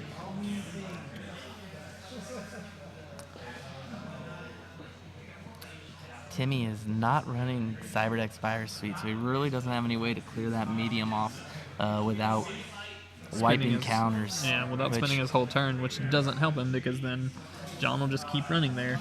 Exactly.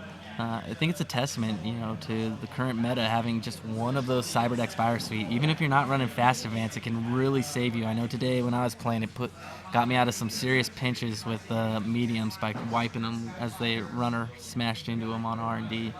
So we'll see what happens. And he draws. Looks like we got the Scorch. We've got the combo, but how are we going to get it? And at this point, John He's got has the breaking news. plenty of money. He'd love to install Advance.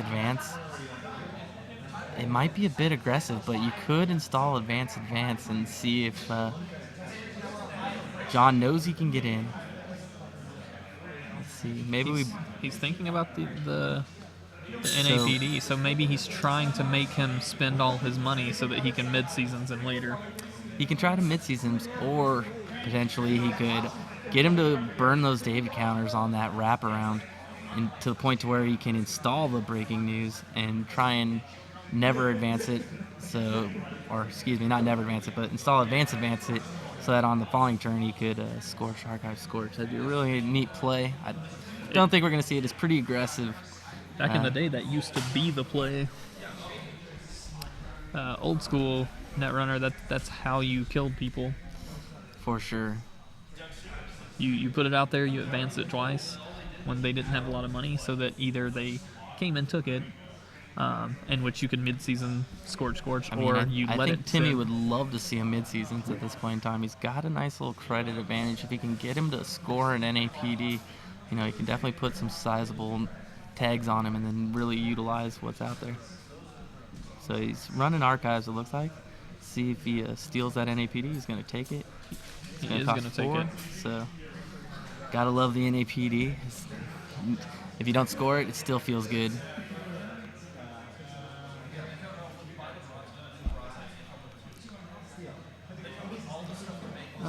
So running R&D, he's going to score breaking news.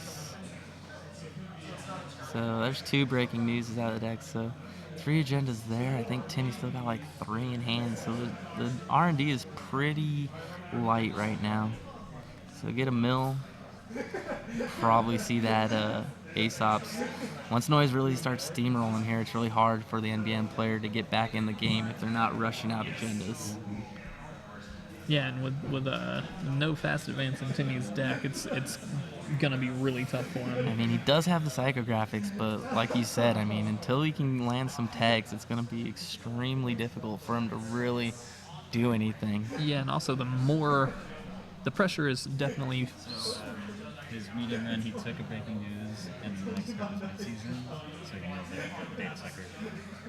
So, insider Beautiful. tip, I don't know if you guys were able to see that, but apparently on that medium run, after he stole the breaking news, the next card was mid-season. So you see there, Timmy's taking the archives, John's giving him the high five, knowing what's coming down the pipe. So we're going to see that mid-season's play. I think we're going to see a little Scorch, Archive Scorch, potentially, if we can get another Archive Mems in hand.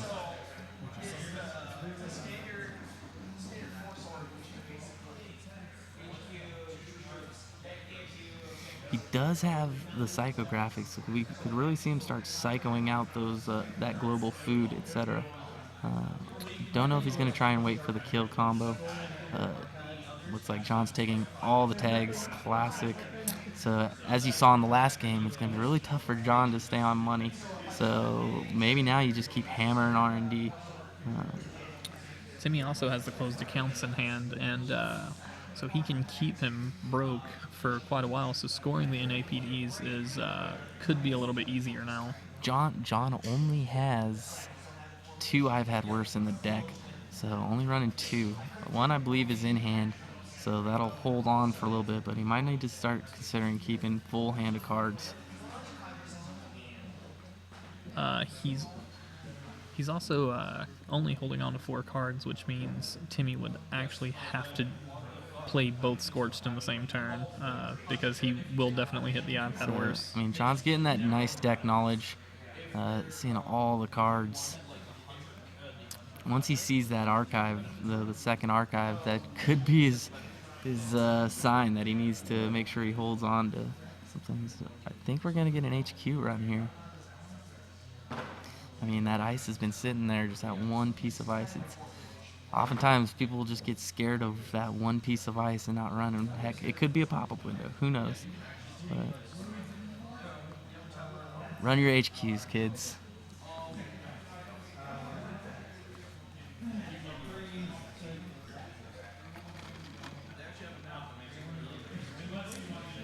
So, John looks like did click decide 3. to run it. Yep, run it. Cool. So interesting. Now he can David through it. Always beautiful. That resistor gets up to strength. David through it. Oh, Sees the psycho. and he, I think you go here again. I think you hit it again and see what you can see. yeah, I definitely think you do. Then you just go ahead and Aesop's get some more money going. Although John He could draw the card. You know, maybe if he knows what's on R&D, so he doesn't have to worry about the archives.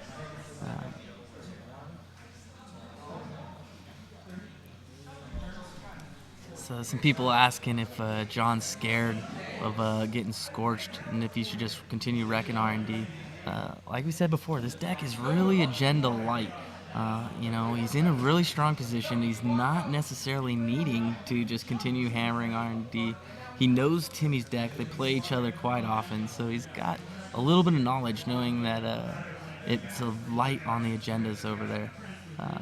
So how many archive memories have we seen at this point? Have we seen both of them or just the one? I think we've only seen the one. I can't remember. He might have taken one out to get a Jackson Howard back early in the game. Also, with John have already making the play and knowing what the order of his cards are, he can just wait until that archive mems comes up and then mill it back out. Very true. I mean, he's in the driver's seat. Oftentimes, it's really easy to get caught up in, oh, I've got a medium out, it's wide open R&D, let's just keep running. And sometimes, that'll win you the game, but sometimes if you're not careful, you can really get behind on setting up your board and advancing your board, which could lead to problems later on. I think at this Timmy point may now, need to start scoring with this Psycho. I don't think a Purge would be remiss. Oh, here we go. This is going to be beautiful. Stand by for ouch if John runs that. We got some great tech out there on R&D with that information overload.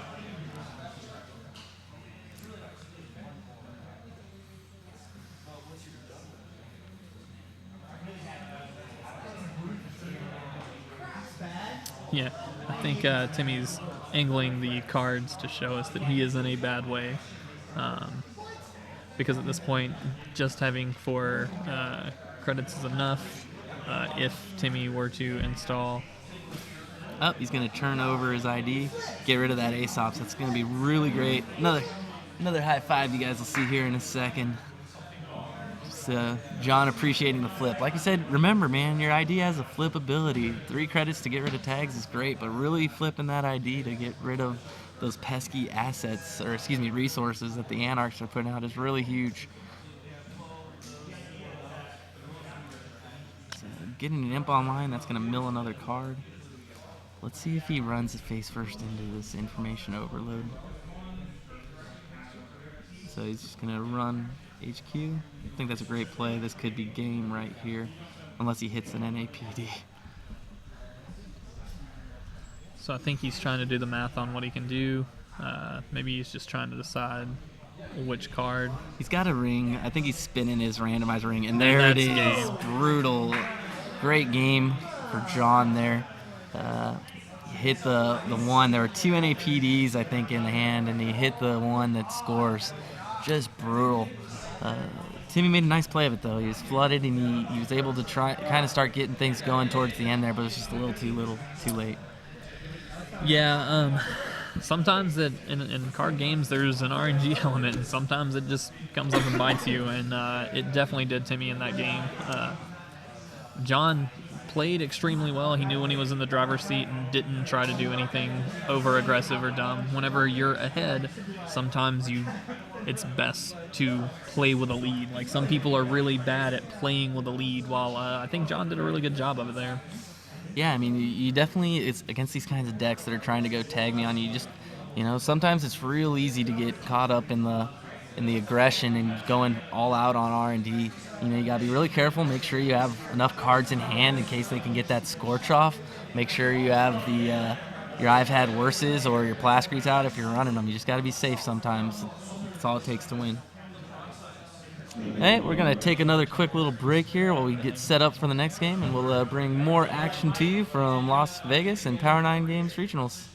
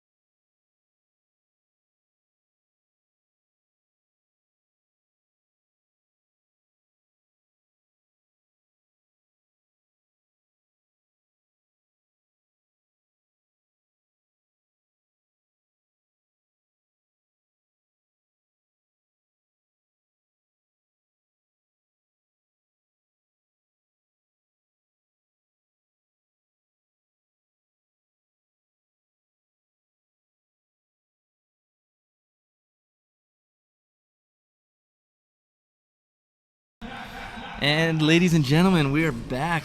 Boys and girls, get ready. We got a little bit of a Max matchup versus HB. ETF. Yeah, we're here with the sweet mouth sounds, is what we've been told. We've got HB versus the Max. You see the Hackaholics, playmat. Is that what it is? Yeah, it's Hackaholics. I believe it's a Netrunner group out of Utah Valley. Nice of them to come out. They brought a good following out here today. Yeah, it was Great crazy. showing. We had a lot of people from Cali. We had people from a lot of people from Utah, and we even had people come from Colorado. I guess being in Vegas is good for regionals. This is the most people we have had for a Netrunner event, period, as far as I know here at Power 9. Great turnout. Getting on to the game, looks like Max doing what Max do, milling some cards, getting that recursion out. HB doing the standard, get that extra credit off the install and icing it up. I'd like to see that hedge fund early on out of HB, but it'll do. See that Eater. I mean, Eater's been all over the stream tonight and throughout the day. Very dominant. Yeah, there has been Meta. a plethora of orange and yellow here today. So if you're wondering what the regionals meta is, I you would say guys- it's orange and yellow. You guys may remember this Max from a couple hands ago, and he was getting decimated by the closed accounts. Let's see if he can turn it around this game. And he mills a keyhole and a account siphon to pick up the levy in hand. And Isaac is running a pretty standard HB list. I'm taking a look at it. He's using a lot of his influence. He spent about 6 influence on Eli and Architect, really showing you that these MWL cards, even though they're costing that extra influence in faction, people aren't afraid to play them. Sometimes, you just got to put good cards in decks. He's also playing 2 NAPD. I think we've seen a pretty good resurgence out of NAPD contracts this tournament, showing the testament to how good that card really is, even though MWL hit it pretty hard. A lot of people try to make that decision between Global Food and NAPD, and I think the answer is both. So, looks like HB's going to do what HB do, get their money going. Michael's getting set up there. Whoa, we see the Morning Star go in the bin. Let's see if we can get that retrieval run, get that online. That basically will shut down all those Elis. It would be a great get for him. I don't know if he's got the retrieval run. Maybe he's got a same old retrieval run. It looks like Michael's also trashed a lot of money so far, so that's It's definitely not fun. hard as a Max player. Let's see. Michael's pretty frustrated from that last game he played. Looks like he recovered a little bit to get to this point, but it's tough to break that tilt that you want to go on at times. And he So- plays another same old thing. Those are super important in Max, every bit of recursion you can get, because you're getting rid of so many cards. Oh, Just like yelling at you, so So we're going to try and keep it quiet a little bit. It's thinned out a bit. We've had a couple tournaments here today, so the players are literally right behind us, so we'll try not to yell, but keep providing you that beautiful commentary. It looks like we're going to biotic out that agenda using Jeeves. Jeeves, a great new card out of Salsette Island. It really gives HB Fast Advance a lot of options. You kind of talked a little bit about that, Thomas, the other day. yeah.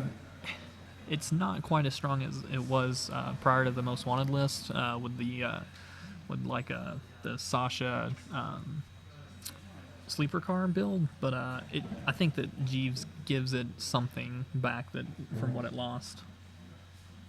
It's definitely an interesting card. It gives you a lot of combos with other cards like Shipment from Sansan, which Isaac is definitely running 3 of. You can do some really interesting things with subliminal messaging and Shipment from Sansan to score 4 pointers out of hand. And we see a great play here by Isaac. Putting that Turing on HQ is a huge, huge play. I mean, it's a 2-strength ice, but until Michael gets some sort of way to remove that, it's going to be really difficult to get out of there. Get in there. So, just going to click through and take a look, see what's in there. NAPD is going to score that, so evening up the game. I think he saw that. He biotic'd out that efficiency committee really fast, and he felt that there's some agendas peeking in there. With Jeeves, though, in that efficiency committee and Shipment from Sansan, he's got a lot of options here to really start pushing the tempo and scoring out agendas with very few points. And Jeeves there doing what Jeeves do. I mean, 2 credit res, 5 trash. That's really great. You know, get that free corp turn just clicking up for credits. Losing another account siphon. He does You do have the siphons, but with that turn, he's not going to be able to pull off the same old siphons. So it looks like he's just going to get that liberated out and money out.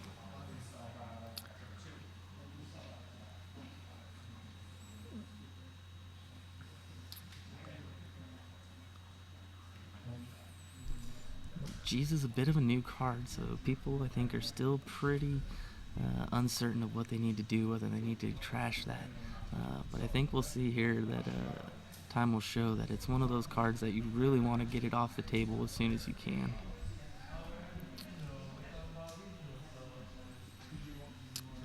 And it looks like he trashed a DDoS and a I'm not sure what the second card was, and picked up another Deja Vu.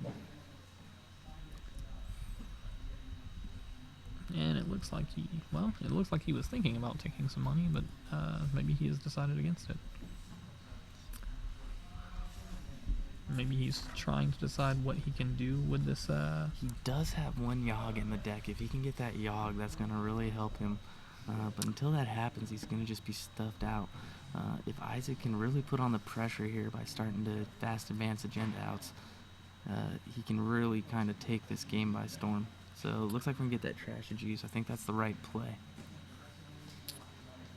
Yeah, being able to essentially fast advance for free is pretty ridiculous. It's pretty bonkers card. You can do some amazing things. You can install a 4 advance agenda. You can subliminal messaging to gain that click, and then shipment from Sansan to, you're gonna see some shenanigans. So look, fast advance shipment from Sansan. Disregard my Jeeves commentary. We're just gonna keep moving right along with the game. What? It looks like he trashed another Eater, and he picked up a DDoS. The DDoS is going to do some serious work. He's got the retrieval run. I think you retrieval run and get that Morningstar online. That could be a huge breaker for him, especially in this matchup, knowing that there's 3 Elis. Commentary is great, but how will we know who's winning at the dance? Who's winning at the what? So it's currently 4-2. Isaac is in the lead. And he is going to play the retrieval run, it looks like. I think that's a great play. I think he's going to get the he's going to get that Morningstar out. It's going to be an amazing... He's going to get the keyhole.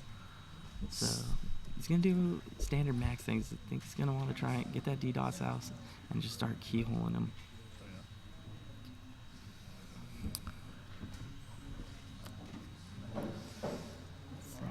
If Isaac can continue to keep up the pressure and force the issue by scoring out these points, he can really eke out a win here. So Mike's gonna dish the amped up. Kind of surprising. That amped up could be really huge with that DDoS. Oh, he's gonna play the amped up. Gotcha. So he's gonna take the brain and go for that massive keyhole run with the DDoS. Yeah, usually as max you don't want to see a Deja Vu trashed, but having the same old things on the board, it's not as big of a deal, especially since he already has the levy in hand, so he can do what he needs to do. And with the DDoS and the amped up, he's just gonna mill. Let's see what he sees. Looks like there's an agenda in there, so he's gonna pitch the agenda. Looks like I think that's a Vitruvius, either a Vitruvius or a food.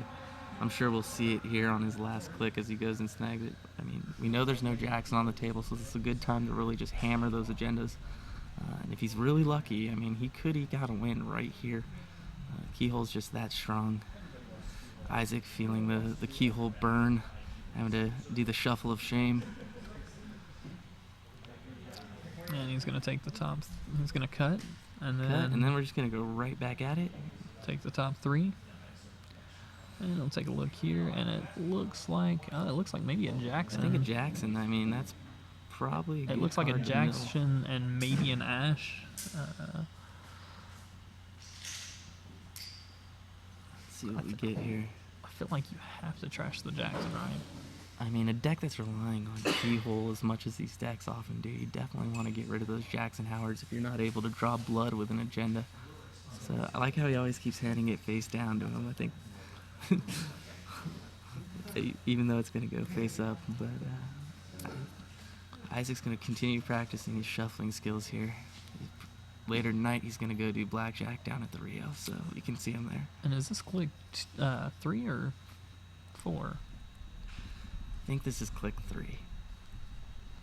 And When you're getting keyholed, sometimes it can seem like a blur. Can't see what he. I think that's a trashed. Chrysium grade. It looks like a Chrysium. It's a little blurred, but there's That one. is definitely the thing that you want to trash as max There's if you one can't win. Chrysium grid in this HB deck.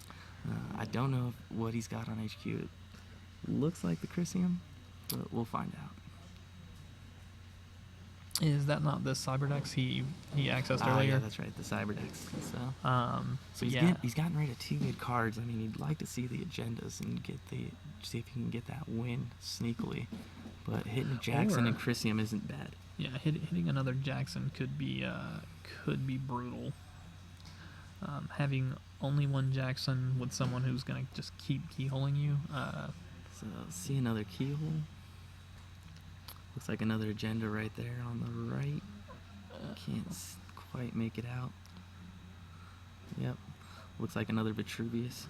So we'll I couldn't quite catch if that was the last click or what. We may see an archives run here, see if we can snag those 2 agendas.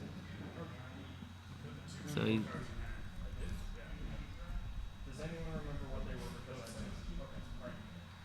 So a little bit of confusion there. The keyhole punishment inflicted on the brain there. Isaac got a little confused and put the cards from his keyhole in his hand. We got the TO sitting right there. We can rewind it potentially and see what the which one went in hand. But I'm pretty sure. So we're gonna take a quick little look here and take a quick rewind. So bear with us. He put the So we got. keyhole cards into his So we're just taking a hand. look at the floor rules here. If you guys are going to regionals and haven't gotten a chance to look at the floor rules that are out there, or the tournament FAQs, take a look at those. There's some really interesting things there. So in regards to what marks a warning, etc. Taking a look at those now and seeing what kind of penalty there may be here. Being these premier events, you really want to be on top of the game state and keeping everyone legitimate. It was definitely an accident, didn't mean to happen, but And we've got our judge here, Matt Zillis, aka Z, taking a look for us. No pressure. this is a rough ruling. Everyone in the Twitch comments and YouTube, please post what you think should happen in this instant. We love to hear from everyone. So looking to try and resolve this issue real quick. And we'll get We'll the see. call from Z as soon as we find out what his ruling is.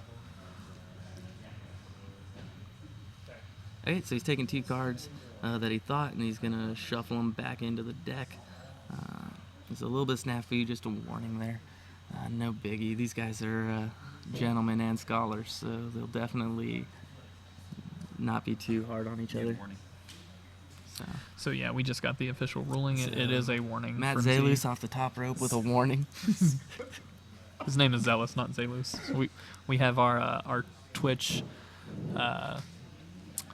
stream auditor telling us, making fun of the name. For those of you watching on the stream, you're talking to Smooth Jared over there. Please stop.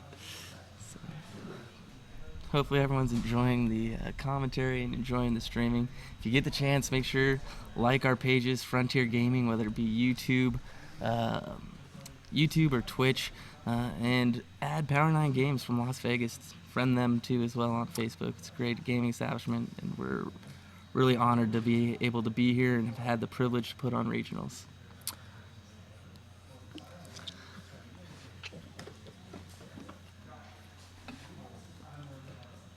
I think everyone's starting to get tired from being here all day. We got some Got some inappropriate gestures in the background. Welcome to Netrunner After Hours, ladies. Let's see what Mike's gonna do here. Let's get back to the game. So it looks like Mike's maybe checking his heap, see what's in there, see what maybe he wants to get out. So I mean, right now we've got John De Lissandre. He's in the finals. We got Timmy waiting to play the winner of this game.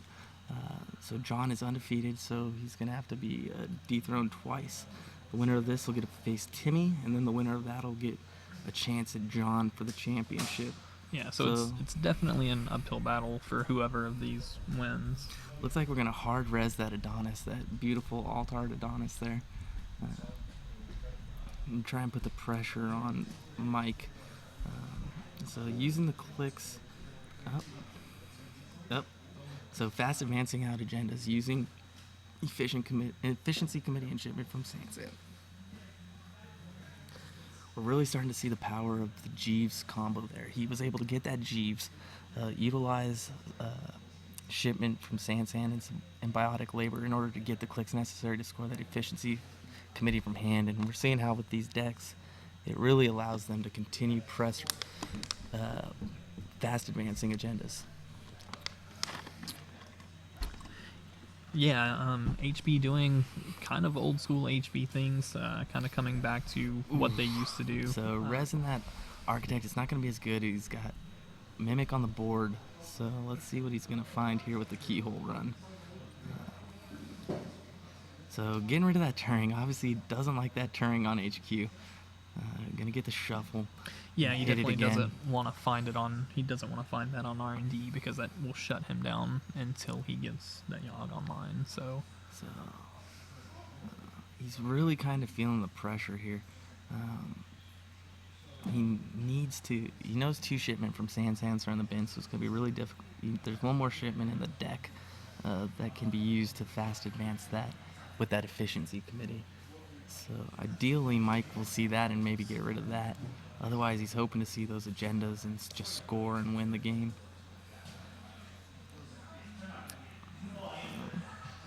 and what did he see? So he found another Architect in there. So he's- not what he's looking for. That Turing may be doing some serious work on HQ. Isaac's been pretty secretive on what's in the hand there. So there may be some sneaking in there. Looks like there's one and maybe a shipment. Definitely a hedge fund. So hedge fund, another Turing in HQ. Yeah, even though the Mimic breaks the Architect pretty easily, as poor as Max can run, that 2 credits run is kind of hurting him right now. It's costly. I mean, I think he's kind of gone all in on that Keyhole, and it's really put him in a bad economy position. He's got that day job there, so he can bounce right back, but it may be too late at that point. Oh, it looks like he has the Faust in hand, so maybe could install to use the Max draw to break. We'll see what happens. Looks like he's pitching the Faust. He's going to hold on to that. I think he's going to just credit up with the day job and take that gamble that he's able to get the mill on in time to win. So, more money.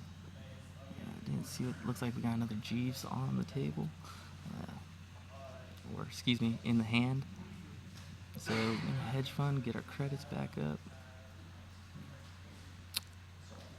Install some ice over HQ, or excuse me, R&D. I think that's that Turing, Thomas. And he's milling out. Another problem for Michael right now is that he's starting to get low on his deck, and he either has to make the call to recycle his deck with the Levy, or try to hammer more. It's going to be too expensive to try to do both. And So he day gets jobs. off the day job. I mean, I think that's the obvious play. I think he needed to do that. You really don't want to face check that ice, but we're going to see Jeeves do some Jeeves things. So he's going to draw 3 times and just dig for that agenda. So And he got an agenda. And he got the and he got the biotic. So, so- he just needs the credits. He can with Jeeves. If Jeeves stays on the table, he can use Jeeves to biotic out that 2-4. Let's see what happens. Let's see if Mike's able to pick up that he needs to trash that Jeeves. Otherwise, this could be game.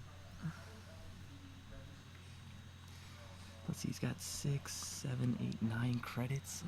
So he's got the credits to biotic it out by 1. Yeah, we're it looks like we're probably on game point here. Honestly, in this position, I don't know what Mike can do. What you can do? See, you install biotic, advance 3 times. That triggers your Jeeves, and then you get that extra advancement, and that's game. So looks like we're gonna forgo the keyhole and get the Yogg on the table. Kind of interesting he did that. I'm surprised he didn't just bounce that eater and see what he So could do. is he but gonna I think he's gonna try to siphon? Yep, he's gonna try and get that siphon and siphon him down. That'll be delay the That is it. He is going to make a siphon play. So So we're resing the Eli, and this is where you're seeing that, man, that would have been great, that morning star. I mean, a little MU tight, so probably couldn't make it happen. he's So- gonna. Use the Eater to break. That's going to break for 4. I think he's seeing if he wants to, does he have any clicks? He could click through. Let's see what we got here.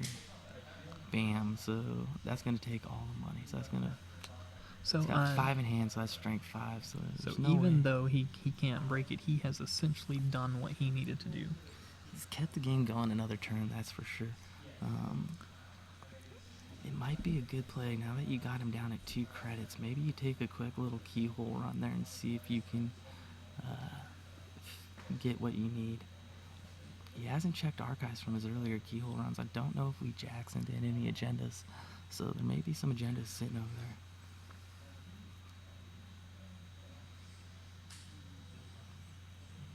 there. And again, sorry for the. I know our voices have gotten a little bit quieter. We're trying to be quiet. Earlier, we could talk kind of as loud as we wanted because there was so much noise around us. But now it's much thinned more out. dead we're, here. We're down to basically the 2 players in a giant warehouse and voices echo, so bear with us. Looks like he's gonna bounce off that, and looks like he's gonna just run R&D. He has no keyhole, so he'll just get 1 off the top. Looks like that was a wall of static, so that's not gonna do any good. So I think right here you just use your Jeeves and you just credit up to get back into range. So he's got Yeah, he can get up if he credits up here. He can get back up to 9 credits and be right where he was. yeah, because Mike. Honestly, at this point, I don't Mike know can't what trash Mike can Jeeves. do. If you just credit up here, He also game can't next levy, turn. so whatever that.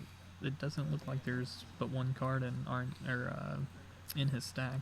I can't quite tell, but that's what it's looking. So he's not gonna get another card draw. So whatever that is a dead card essentially. He doesn't have the money. He's not gonna have the money to levy so this looks turn. like he's gonna use efficiency committee. Looks like he's gonna go for it here. Does he have? I don't think he. I don't think it matters because it's Wait up, is this? Let's see what he does here. so. He has. Looks Michael like he has might no money. install it behind some ice, or looks he's gonna ice up R&D, try and secure it, and then take a credit. So 6, 7, 8, Oh, no. 9. So there are more cards. Okay. So 9 credits looks like he's sitting on. Ooh. So the win is in hand. And he got the day job. Michael got a day job, so I feel like we're gonna see him take 2 credits, 3. That term table would have been really nice earlier to get that efficiency, but I think we're going to see game here. So we install, gaining a credit, so biotic, and then he advances it out. So just like that. Look, he pulled the 2-3 anyway, so even easier. Yep. But great game, interesting styles. I think this is what you can kind of expect if you're not seeing food code be, you might start seeing these fast advanced decks utilizing Jeeves to try and really accelerate out and score those 4-2s. So it looks like Michael's gonna be out now, right? This was losers That's bracket. it so, for Michael. Isaac will move on to face Timmy here shortly. So Isaac's definitely still at the uphill climb, but he has made Still the in it. first step up the mountain. I think you just see, with FFG going away from those 3-2s, they're really trying to make some of these 4-2s really potent, so that there's the incentive to play those over these beta tests and these Vitruvius. So Jeeves is just another way to really score those really fast. Even corporate sales teams or advanced concept hoppers is a great card, and I think we're going to see a lot of it. We're going to take a quick 2-minute break, and we'll be starting up the next round here in a second.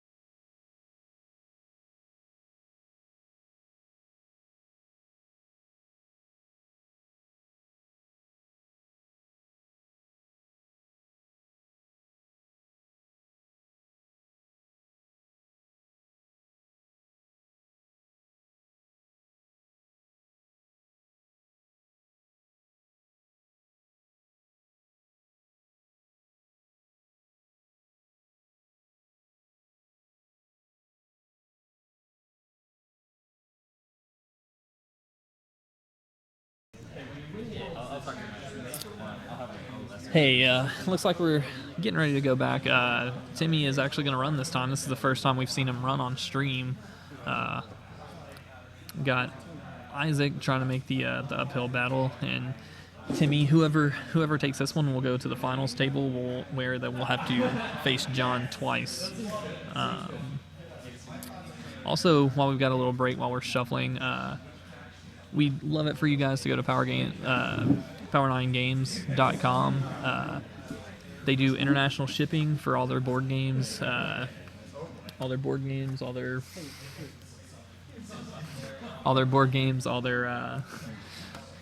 LCGs. Super nice guys. Obviously, we like them. That's why we come here and do this kind of stuff. They're friends of ours, and we love this store. So if you guys ever get a chance to come out to Las Vegas, definitely stop by. You can come on the Sure Gamble Facebook page for Netrunner. We will respond at any time.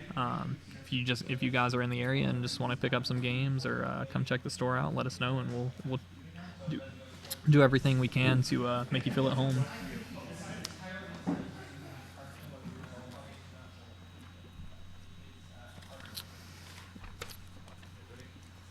So it looks like we're ready to go here. Gonna start it off. Timmy running Knights. Card hasn't really been seen much in the meta these days, but yeah, you don't expect it, and it it's a great especially card though with all that 7 strength ice out there. That's been a big problem for Anarchs. It's also really good because a lot of corps aren't running as much ice because they're doing the asset spam. So even paying and putting it there and them trashing the ice to get rid of it is still good for you because they just don't have as much ice as normal. So Ice install an upgrade on HQ, and we're off to the races.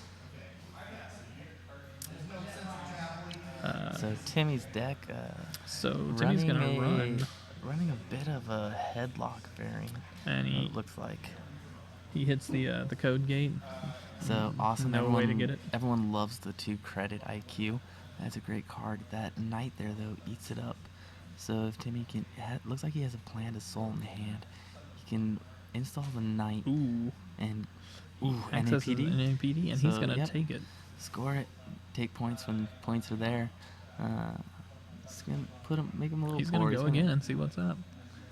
Looks like an architect, I think, off the top there. Yeah, it was definitely ice. I couldn't quite see what it was. So, get his credits back up, but that you see the planned assault. He's got the account siphons. Looks like he has an agenda in hand. He's got options though. If the hand size gets up to 5, he can use that David and get in there as well, and get off a siphon with the planned assault. So we could see an aggressive play here would be. Looks like if Isaac's at 5. I think that's the Chrysium though down there potentially, or maybe he's faking Chrysium. But Timmy's eventually going to need to check that out. I mean, as Wizard, it's not a big deal. He can trash it for 2 credits using his Wizard credits. But it's definitely going to slow down his agenda. So it looks like he's just gonna money up. Money up.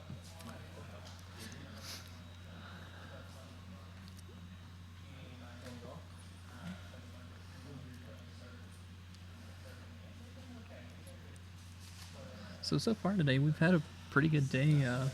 The store did pizza for us as part of the entry, which $20 for regionals is not bad. Not bad. You had free pizza and drinks for lunch, which is nice. Oftentimes it's difficult to get out there and go get food during the middle of a tournament. But there goes the David. So David, he got up to 5 cards, so he's not going to res, so he's going to see that first. Because there's that Chrysium, so he's going to get rid of that.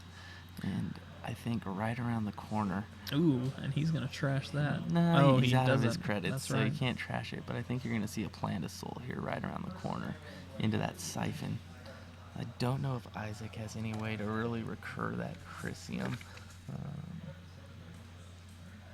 Other than Jackson Howard, he does have a reclamation order in the deck, but that's pretty costly just to get a Chrysium back.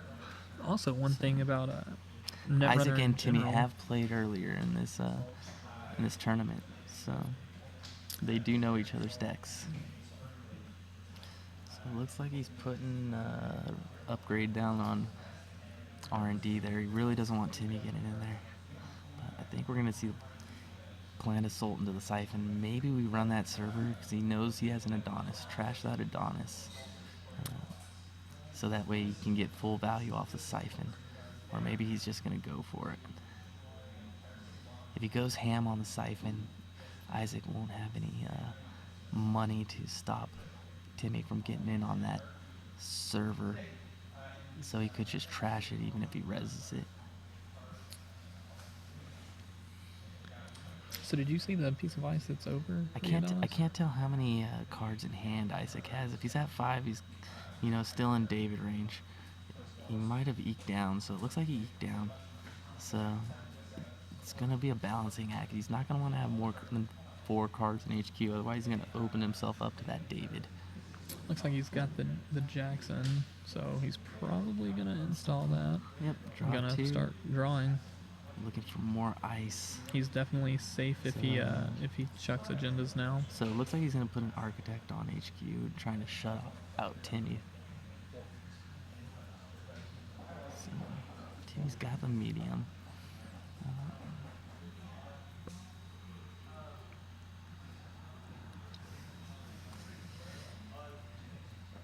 And for all you Netrunners out there, don't forget tomorrow is Mother's Day, so thanks Power 9 Games for reminding you to pick up your Mother's Day presents at the last minute. Walmart's open 24/7.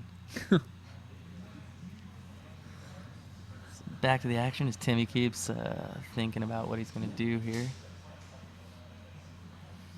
He's got a lot of utility in that hand, but no real answers to the Architect that's on HQ.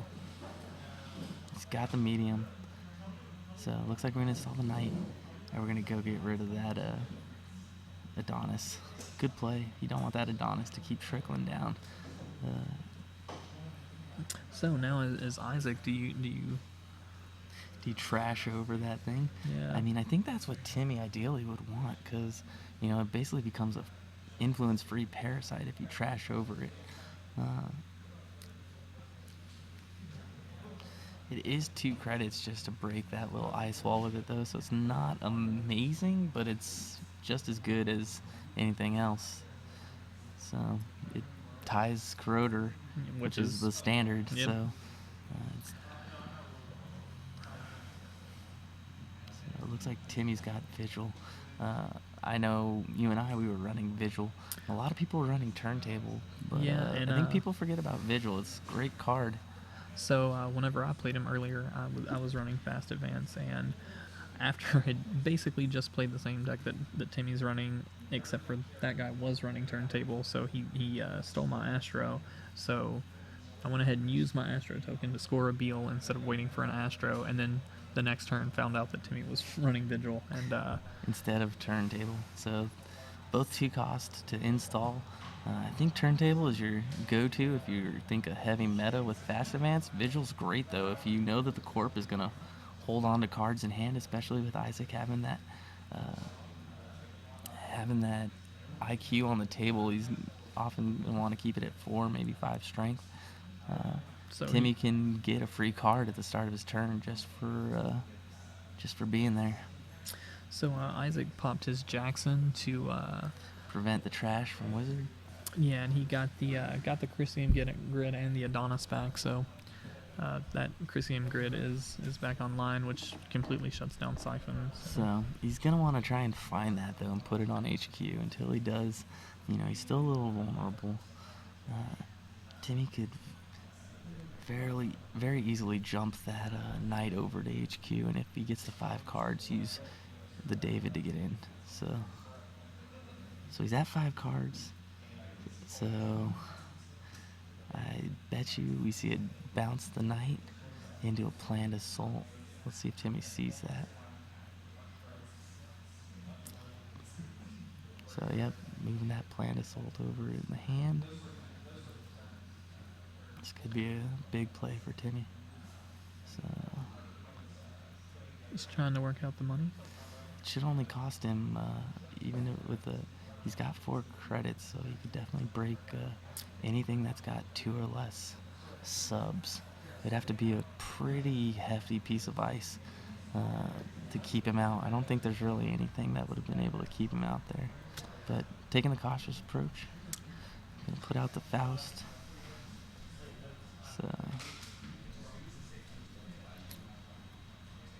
So it looked like he installed took 2 credits. Yeah, install take 2. That's why That's he the only turn. moved 1 credit. So it looks like that knight doing what it's meant to do, working kind of like a free influence parasite. So I really think Timmy needs to get into HQ here with those siphons. If he can start landing siphons, he's really going to put Isaac in a bad spot.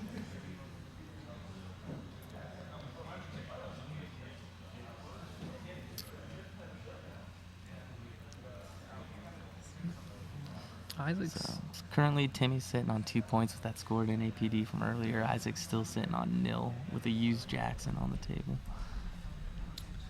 And also remember, Timmy is the higher seed, so if it comes to a tie. Another knight, I think. So looking at Timmy's deck, he's running 2 knights and 3 Faust and a Fem. So that's pretty much all he has in terms of icebreakers. So he doesn't have mimics, so He just using Fem on those using Fems to break Ooh.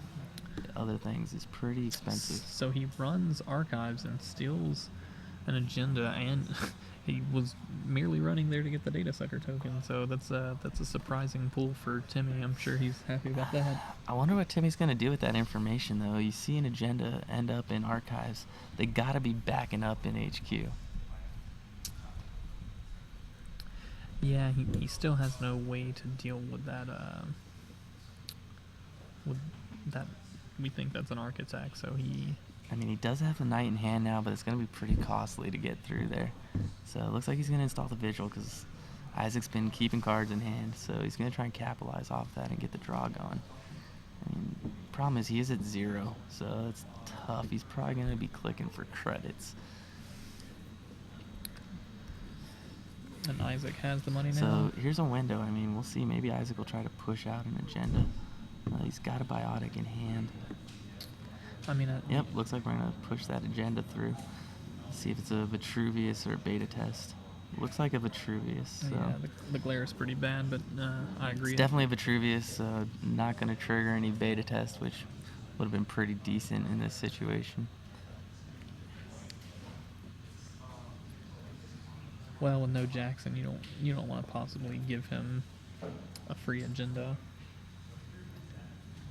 He's got one trashed piece of ice and looks like we're just going to credit up.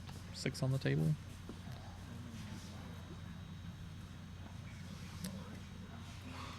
And he's gonna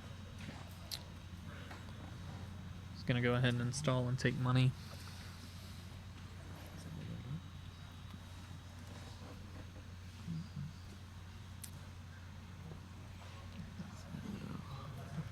Looks like he played a.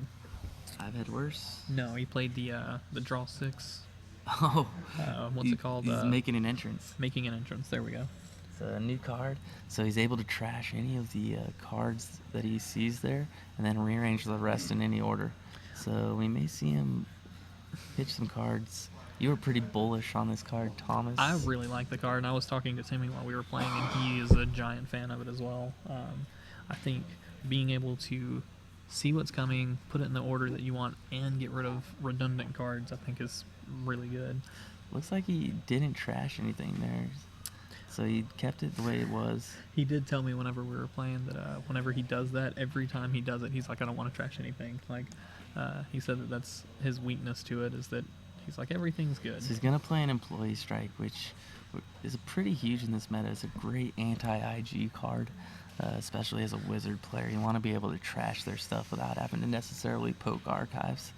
So, but in a pinch, it'll do good things. Right here, I think it's underestimated how important that HB credit is to their playstyle. So he wanted to take the credit, but no. Step back.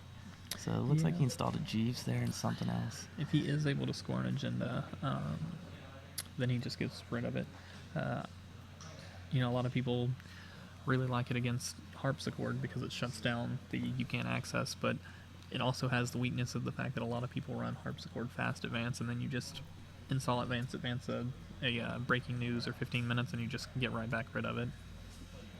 So Timmy doing the right thing here. He's definitely going to try and check, see if he can keep that stuff on the table.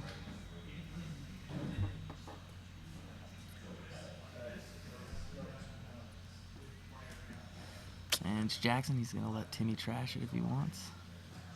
So, I mean, he's got the wizard credits. He's definitely able to.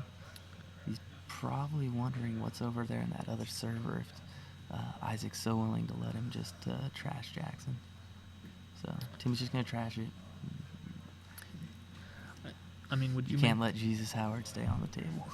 No, definitely not. And I think that you have to make the assumption that he has access to another one, or that whatever is in that server is super important, and that he knows that now, without the 3 extra wizard credits, that he probably can't trash it. Which means he doesn't have to waste the money to res. So he's gonna run that other server, see what's over there.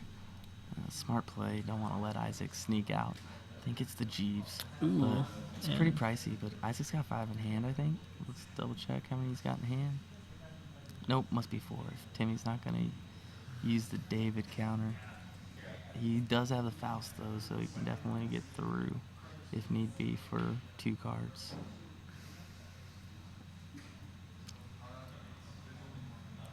I think you trash that sure gamble here. I mean, you're sitting on 2 credits, and as much as that would be a great boost to get back up, if you feel those other cards are really important, that medium and the planned assault, you might want to keep them. You also got that retrieval run. That could be an easy pitch here just to get going. So he's pitching the medium, pitching the planned assault. He's feeling like with HQs maxed out that he can't get in there.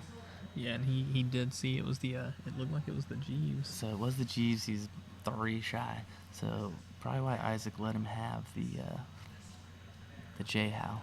So at that point, if it were you, would you have spent the money to res, knowing that he can't trash it anyway? Probably not. I mean, he doesn't really need it, and maybe he needs those 3 credits for something else. We do know he runs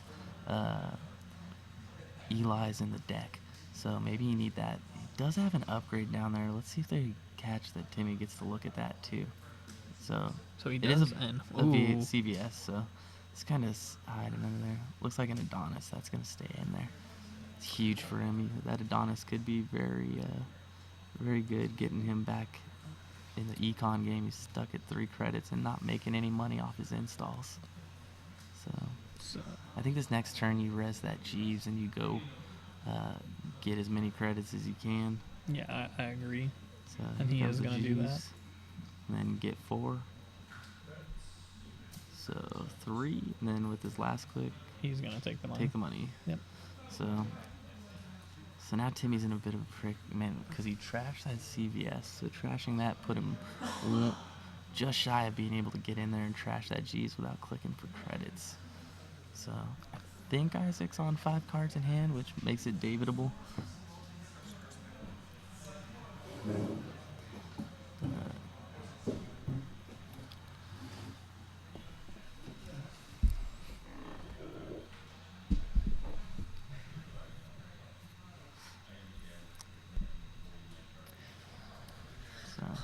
Both players taking their times, though, just making sure they think through all the possible plays. You know, you don't want to misstep this close to the finals, last time and you're out. So Isaac has been keeping that low hand down at around 4 to keep those IQs at strength 4, which Timmy does have the Faust to get through. Timmy is running some cutlery in this deck, so if he can find the spoon, he might be able to get through.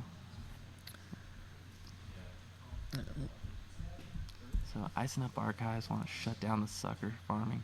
I mean, he doesn't. I think that's a bit aggressive. I mean, he put the ice over there, but he has CVS in the bin, so there's really no reason for Timmy to go over to archives. Looks like he's gonna go ahead. So he's gonna take that back. Timmy's gonna let him take that back. Timmy does have that retrieval run in hand, though, so, I mean, if you suspect that, maybe you try to shut that down. But, so, he's at 5 cards now, though, so since Timmy triggered Vigil. So, Vigil gonna start doing work. And he's going to money up here with a sure gamble. He's gonna run that server, see what's in there. And he's wondering if he's going to res. I think he's gonna trash that Jeeves, too. He's sitting there with the, oof. So that's a good piece of ice against Faust right here. I think Timmy's pretty happy with his hand, so he's gonna have to pitch quite a few cards. Don't know how many clicks he has left. So looks like he's got 2 clicks, so he'll click through and then let the trace fire. Not, he'll just pay the 1. Trash the Adonis. I wouldn't be surprised if we see Timmy go get that Jeeves here too. So just gonna let Jeeves hang around a little bit, so that he can use his wizard credits to probably go get it. So Looks like he's going to take some money. he did Jeeves, and then he's gonna probably install ice. So install ice over archives. Yep. So in normal HB, that'd be great. That'd be a 4-credit swing, but with that employee strike on the table, it's keeping him down. So it looks like we're gonna make another entrance here. He almost showed him his hand. So I think he's gonna pitch that Faust. Yeah, I think he definitely I'd totally should. pitch that. You have one on the table. He Unless also you has think you that. need Faust fodder, I guess. You can put it on the bottom. But He also has the I've had worse in there. If he feels like he needs something, he can always put the I've had worse first, get it, and then draw the rest of it if he likes what's there. so as you see, Timmy Wong never afraid to test the new cards that come in packs. Always trying to push the meta. A good play could also be.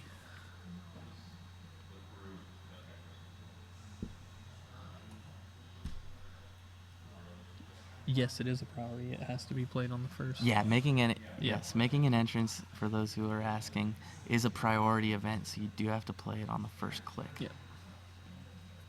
So you can't same old thing it if you have that. You have to play it on the first click. Looks like Timmy's keeping all the cards, so like you said, he gets attached to those cards that are in there.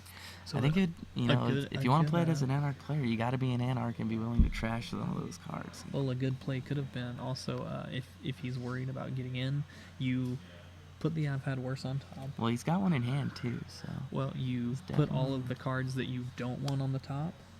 I've had worse them into your hand and then use them to make Faust runs. Yeah, definitely an option. So it's getting towards the end of the day, so maybe these guys aren't seeing all those angles. You know, they've been playing Netrunner now for about 11 hours. So brutal. So running HQ, I think Timmy feels like they're starting to build up in there. So he's gonna take a poke. So res the Turing, and that's gonna snuff that immediately. So the only answer Timmy has to that is he's got a couple parasites in the deck. He's also got the Knights. So only one David, interestingly enough. So he also has with the Turing, he could. He's got the parasite in hand. I Yeah, think he he can- parasite that immediately. Yeah, he can make 2. He has 2 clicks left. He can make 2 runs. There's only 1 credit, Archives? so he makes 2 runs. Well, on Archive still has that CVS in there, so you can't Oh, really that's run right. that. He can't. So, but still, it's only a 2-strength piece of ice on centrals there, so I mean, it's definitely not a big deal to let that parasite tick down. And anytime he's spent purging, well, granted with Jeeves you could purge and then get a buck. So interestingly Oh, enough, I you do. never thought about that. So, not that that's an amazing play. So there comes the parasite. If he had an eater, I he don't could know. I eater didn't run. see if Timmy triggered his vigil on that turn. Keep an eye on that for this turn. See, Is that 3 agendas in hand? yep, there's the vigil trigger right there. So we've got the vigil. It's got a lot in hand. So I think Timmy's going to start feeling the pressure to need to get in there. I mean, Timmy knows about 4 more cards deep what is in his deck. So he knows what tools he's got coming. But I think he needs to start pressuring these other servers a little bit. He's getting pretty fixated on HQ. So he's going to go ahead and trash it. Yep, kill the turn. Keep going. And another turning. Oh, brutal. That is brutal. He's got a knight in hand, so he can deal with that if he needs to. Well, no, knight's an AI breaker. He cannot brutal, use it. Brutal. So gonna need to find another parasite for that. So. We just got confirmation that it's 2 agendas in hand that Isaac has, not 3. So. You're definitely seeing the skill of these players, knowing that even though Turing is a great remote ice, that against these Anarchs you're going to want to put them on your centrals to keep out these AI breakers and force them to parasite.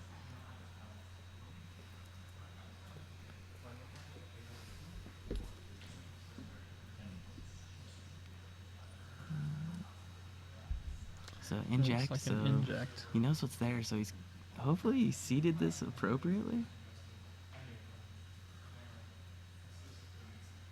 So he's going to trash 2 agendas he doesn't need and gain some money. Gain 2 cards. Going to get a little bit more money, probably. So he's got the sure gamble. Let me see the gamble here.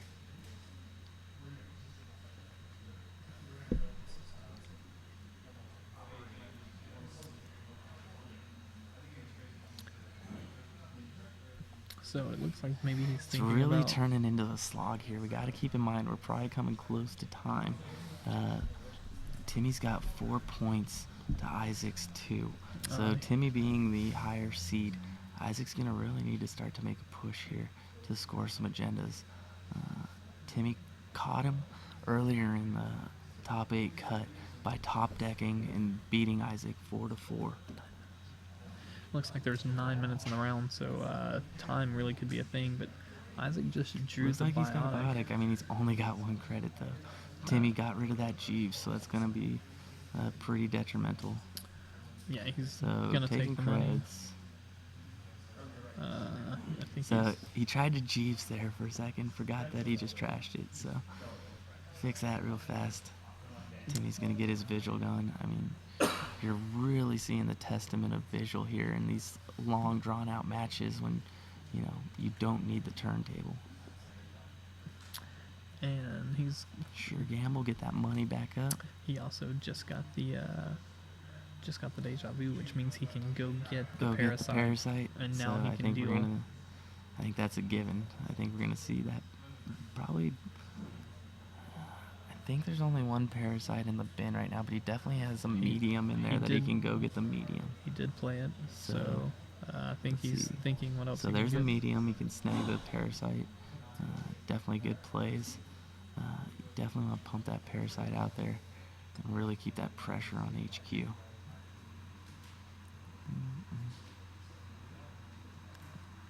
Yeah, I feel like he really needs to go ahead and play that parasite so that he can get through there on the next turn.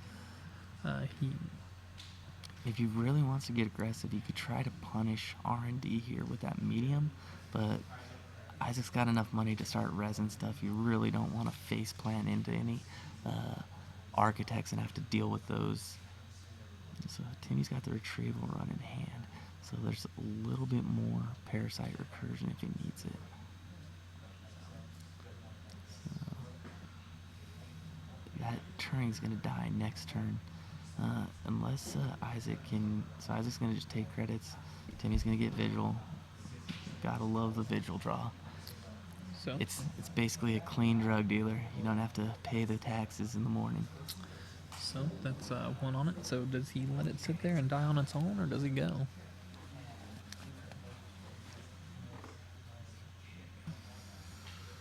I think you gotta let that ice go. I don't think there's any way you can afford to go purge any viruses here.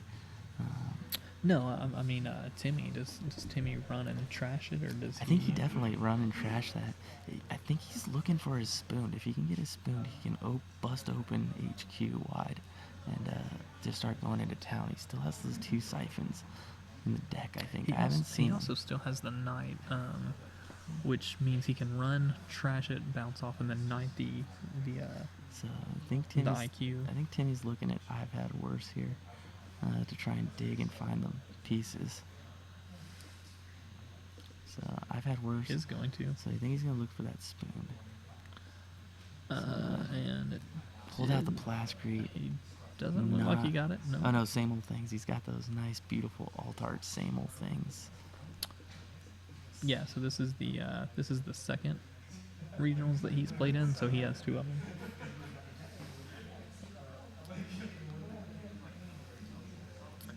And So it looks like he's gonna play the go medium. ham with the medium here and put the pressure on R&D.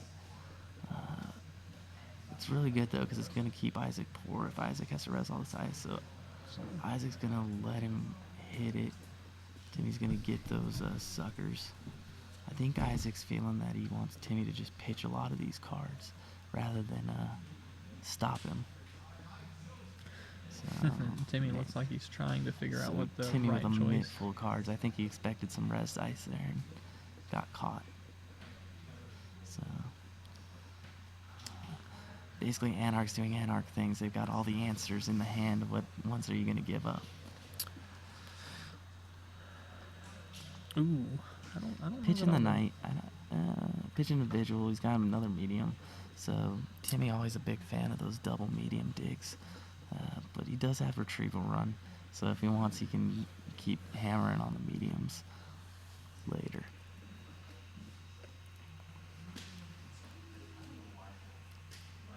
So it looks like we're going to try and force out an agenda. As we're running out of time, so he's going to shipment out and score a beta test, and he's going to fire it. Ooh. So he's going to hit an NAPD into the bin, but he's going to get that Eli out. That's going to be really good for him. He's going to be able to start getting money off of his installs here.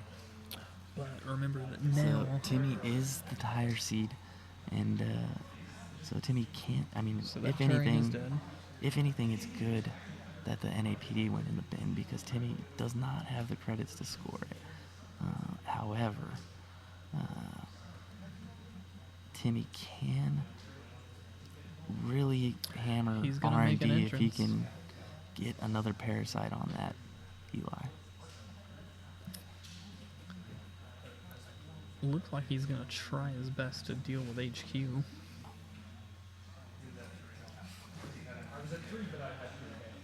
So he did the making an entrance.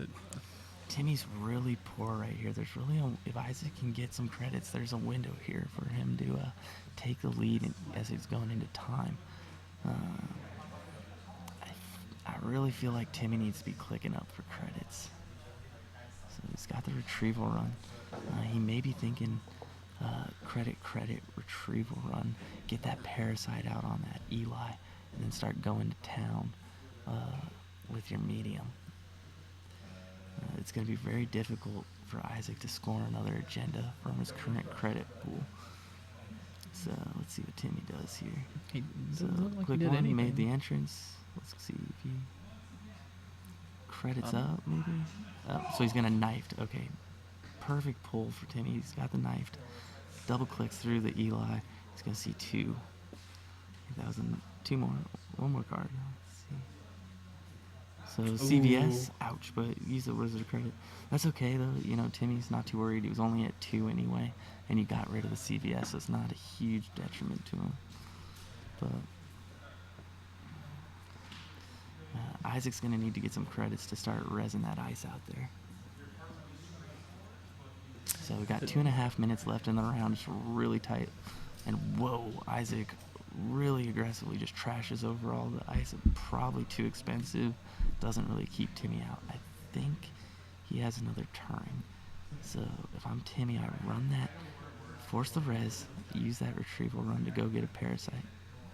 Oh, he's gonna go after archives. I believe that's a architect over there. So So, yep, there's the Architect res. Let's see what Timmy does here. I mean, Timmy has to trash I think his you whole have to hand. trash your hand here, and I don't think you can let him. He's sitting on 1 credit. Trash your hand and go dig R&D.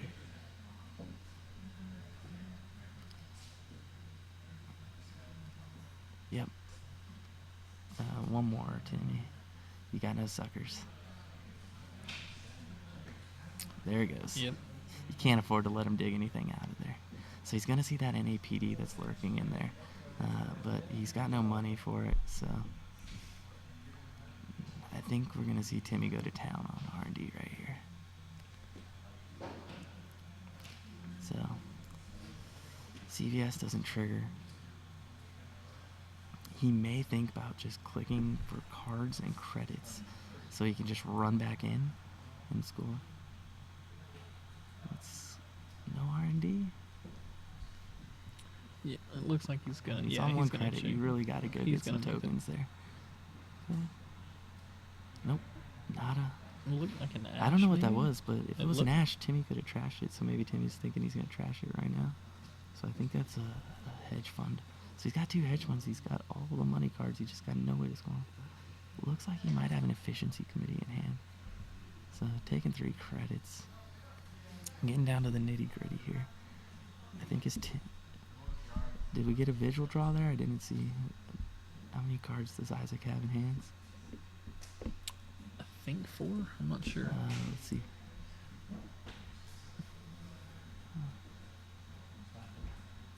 So it sounds like they just called time, potentially. So Timmy's gonna make his last runs. Timmy is tied though, so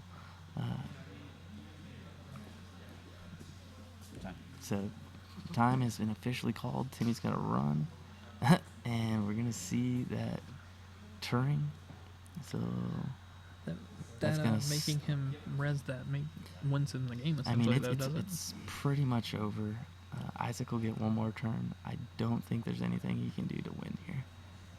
So Yeah, Timmy has the there's no parasite. money. I mean, I think you just play the parasite anyway. So,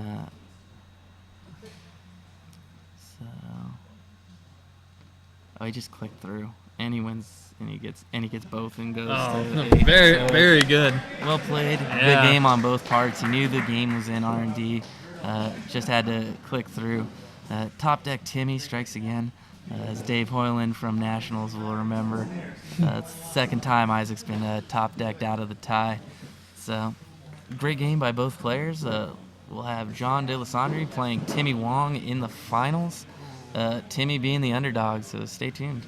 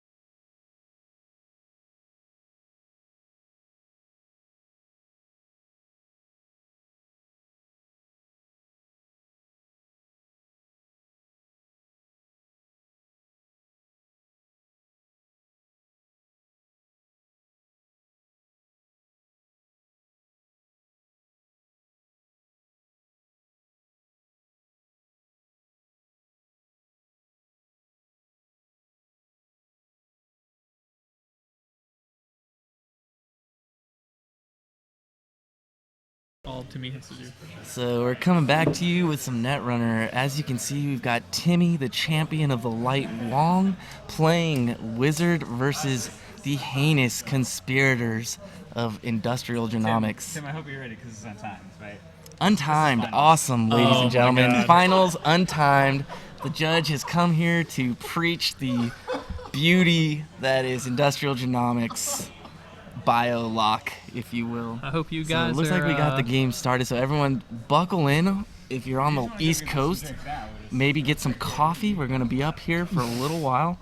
We're gonna see some standard IG. Probably draw some cards, pitch some cards, install some things, and dirtle. Dirtle. That is what IG does. Please take the time to post in the comments how much everyone loves industrial genomics. We eagerly await your comments. Our commentators are incredibly biased.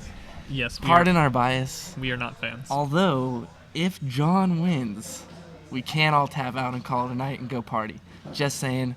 So we'll see what happens. By the way, thank you guys for staying with us so long. It's been a long day, and the stream has been pretty successful so far. So we really appreciate that. As you can see, the champion of the light, he plays Employee Strike. So that's the heinous card for IG. IG's gonna res that hostile and just try and ping Timmy for some net. He's just gonna let it slide. Looking at John's deck here. I believe it's just normal IG. I don't know if he's playing any sort of. I didn't catch if he's playing any sort of currents to try and stop this sort of thing, because you know he's not scoring out. Yeah, and I don't think that he's. If I remember correctly, he's not playing the Junebug Ronin version of the deck. I think it's just the basic He asset is in spam. fact playing 2 Cerebral Statics, which is crushing to Timmy. Oh, he it is. Might have been a bit aggressive for Timmy to instantly play that Employee Strike off the top. But he's got John down real low on cards. Timmy basically is in a bad way, seeing as he has to score out here and can't go to time since it's finals.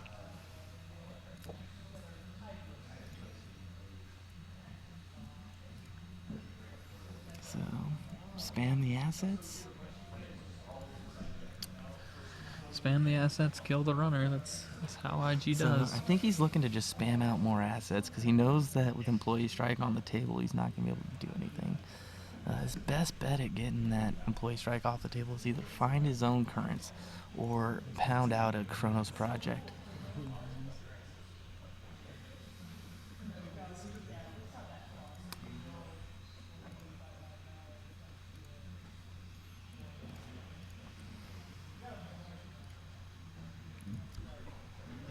I was trying to get you guys audio, but it sounds like shit. So.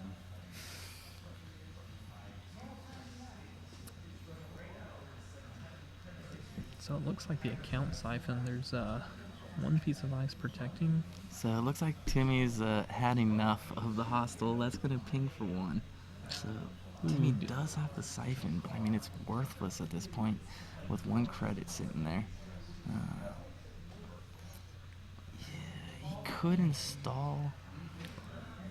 Looks like John has the diversified portfolio, so he will be able to bounce back as soon as he spams more assets.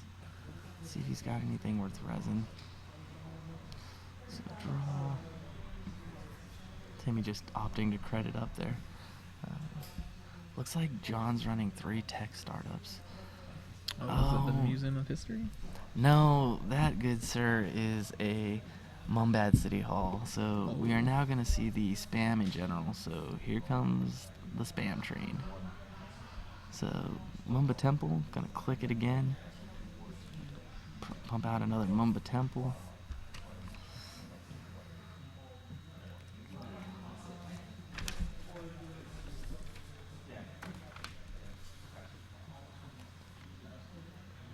People are asking if Timmy's on Levy AR Lab Access, and sadly he is not. He doesn't have Trope either, so it's 1 time through and that's all she wrote. With the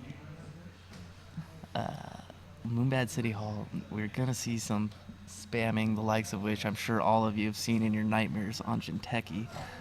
So Every single there's not day. going to be really any way for Timmy to keep up with these assets. The best he can hope to do, he knows there are Moomba temples out there. The best he can hope to do is really just trash the key assets. Make sure we keep the Museum of Histories off the table. Yeah, no Celicet, so... And interestingly enough, Timmy is not playing any Salset Slums, which I think is a really good card in Wizard, especially in this matchup. So we got a question about the influence. It's 2 account siphons, 2 employee strikes, a planned assault, and a FIM is where his influence is. Then the rest of it goes into the MWR cards. He's got 2 parasites. Yeah. So for a total of 13 influence. Really haven't seen him land any siphons when he's been on stream. It's been rough sledding. So he sees the Moomba. I'm guessing we're going to get a trash here. You trash what you can. I had a terrible time trying to land siphons today. When you get these asset spam decks, it's really hard to just land siphon after siphon when they can dump all their money. Timmy's sitting here at 3 credits. I think he needs to poke our R&D.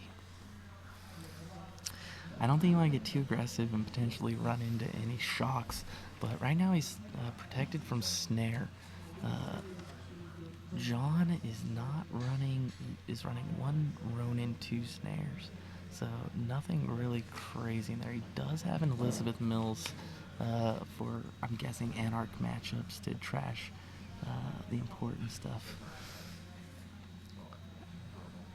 So he's gonna check.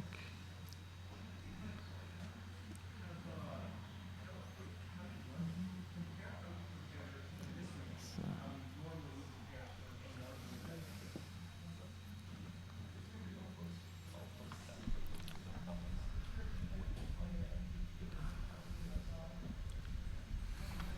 Yeah, I feel like Timmy definitely needs to be able to. He's gonna just have to weather the storm.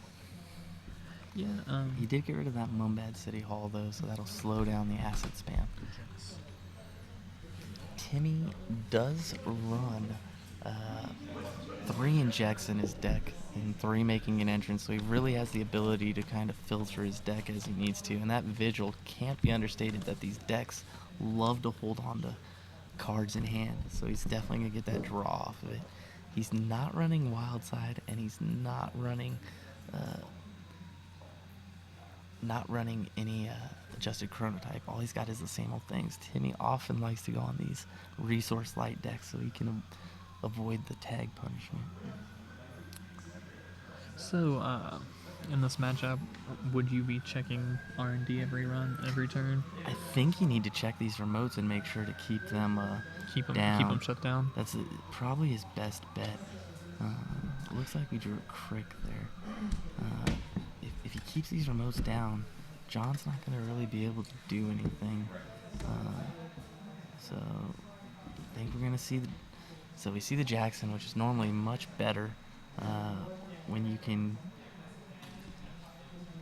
trash your cards and make everything expensive to trash, but that employee strike really keeping John down.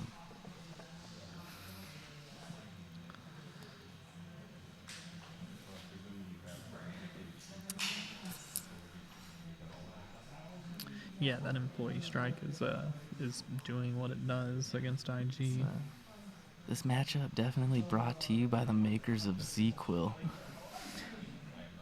A lot of thinking, a lot of installing assets, a lot of the runner not installing anything. So Timmy's just got to be really patient. So he's going to run into that crick. That sucks something awful because he's got no breakers. So something's coming back out. John's going to hit the Mumba City Hall. Let's see what Timmy runs into. 2 Mumba City Halls. So I think he trashed both of these. I think that's probably the play for Timmy. So yeah, I would use his agree. wizard to trash this, run and trash the other one again. But that crick is going to do work as long as it's allowed to just sit there.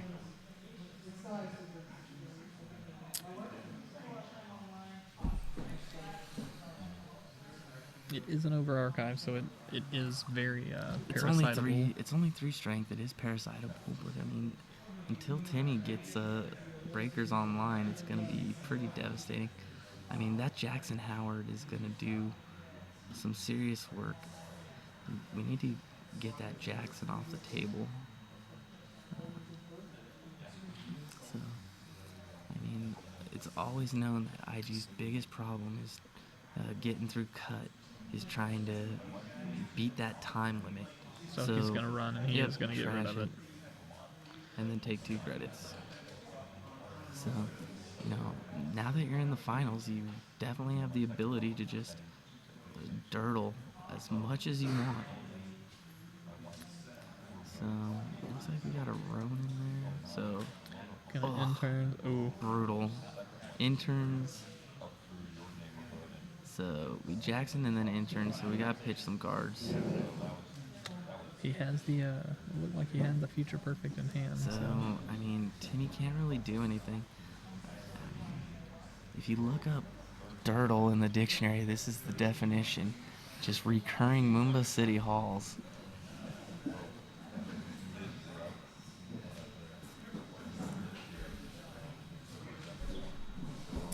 so he's gonna let him take it. He's gonna let him. He's gonna cricket. He's gonna run. He's probably gonna take a credit and do it again. Yeah. He's just gonna keep trashing him. All right, the musical trash continues. Looks like that's a hostile infrastructure. I probably dumped that right behind that crick. Forced Timmy to keep trying to come after different things.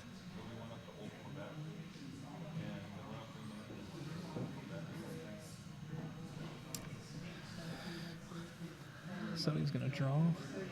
Ooh, got some more agendas, but he can just throw those away with the Jackson.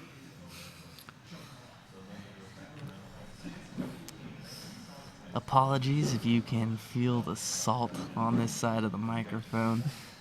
There's no love lost for the IG on this side meta.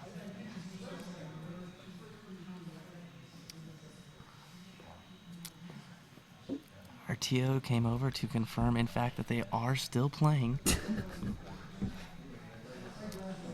Something. I think it's Netrunner. Yeah, he's gonna go after the So Jackson. looks like it we're looks like. trash to Jackson. That's a pretty good call. You gotta get that off the table. You can't afford to just let that sit there. Maybe he didn't. So John has the Chronos in hand. Okay, so he is. So he's gonna pop pop the it. Jackson. Looks like he's got a couple of future perfects in there. I think you need to go get those back in the deck. So, I mean, Timmy's effectively nullifying the ability. I mean, in an ideal, there goes the parasite. In an ideal world, Timmy scores 1 point and that's game. But in the finals, it's really gonna tax him mentally, trying to figure out what he's gonna do to score the 7 points on this deck. It's only 9 agendas in the deck, obviously. So it's really tight.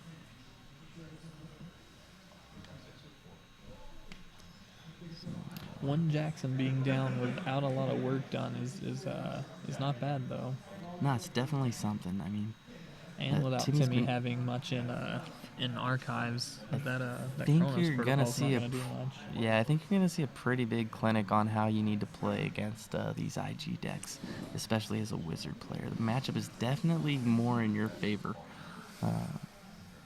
However, I feel that Salsat Slums in Wizard is so good right now. All those cards that Timmy would be trashing would just be gone. At least 1 a turn. If you get 2 Slums out, you get 2 a turn, so on and so forth. Yeah. Even one of Archive M's in this for where he's playing would be amazing. He trashes with Wizard and then goes and gets rid of it. I think we're going to see a Siphon here next turn. Try and put the pressure on John.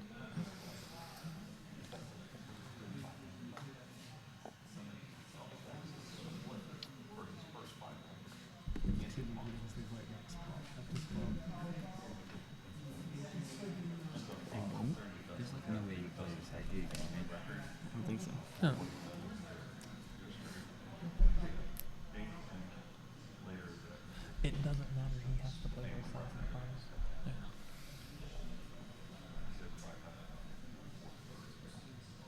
Yeah, it doesn't matter. That's why the finals ends up that way, is because the winner There's gets a to little play bit of both confusion sides. by our TO. We were looking into some details. They thought we might get the privilege of seeing the back-to-back IG matchup, but we will not do that to you, ladies and gentlemen. We will keep you safe.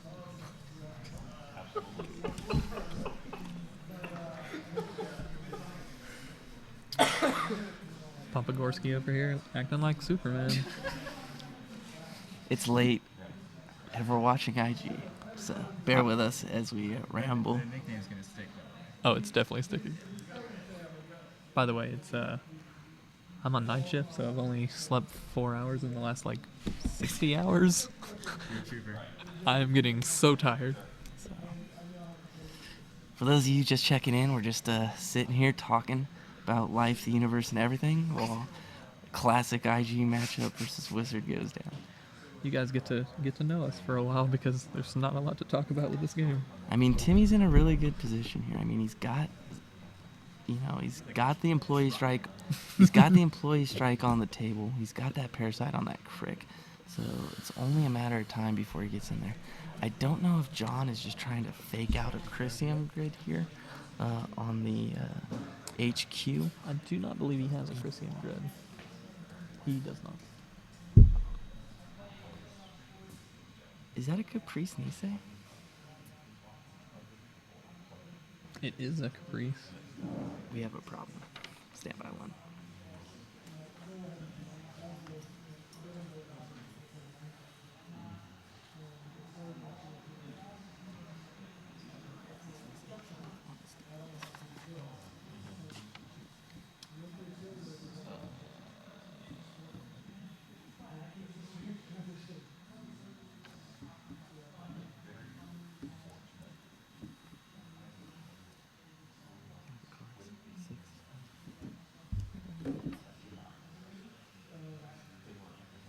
Is there a second page to this? God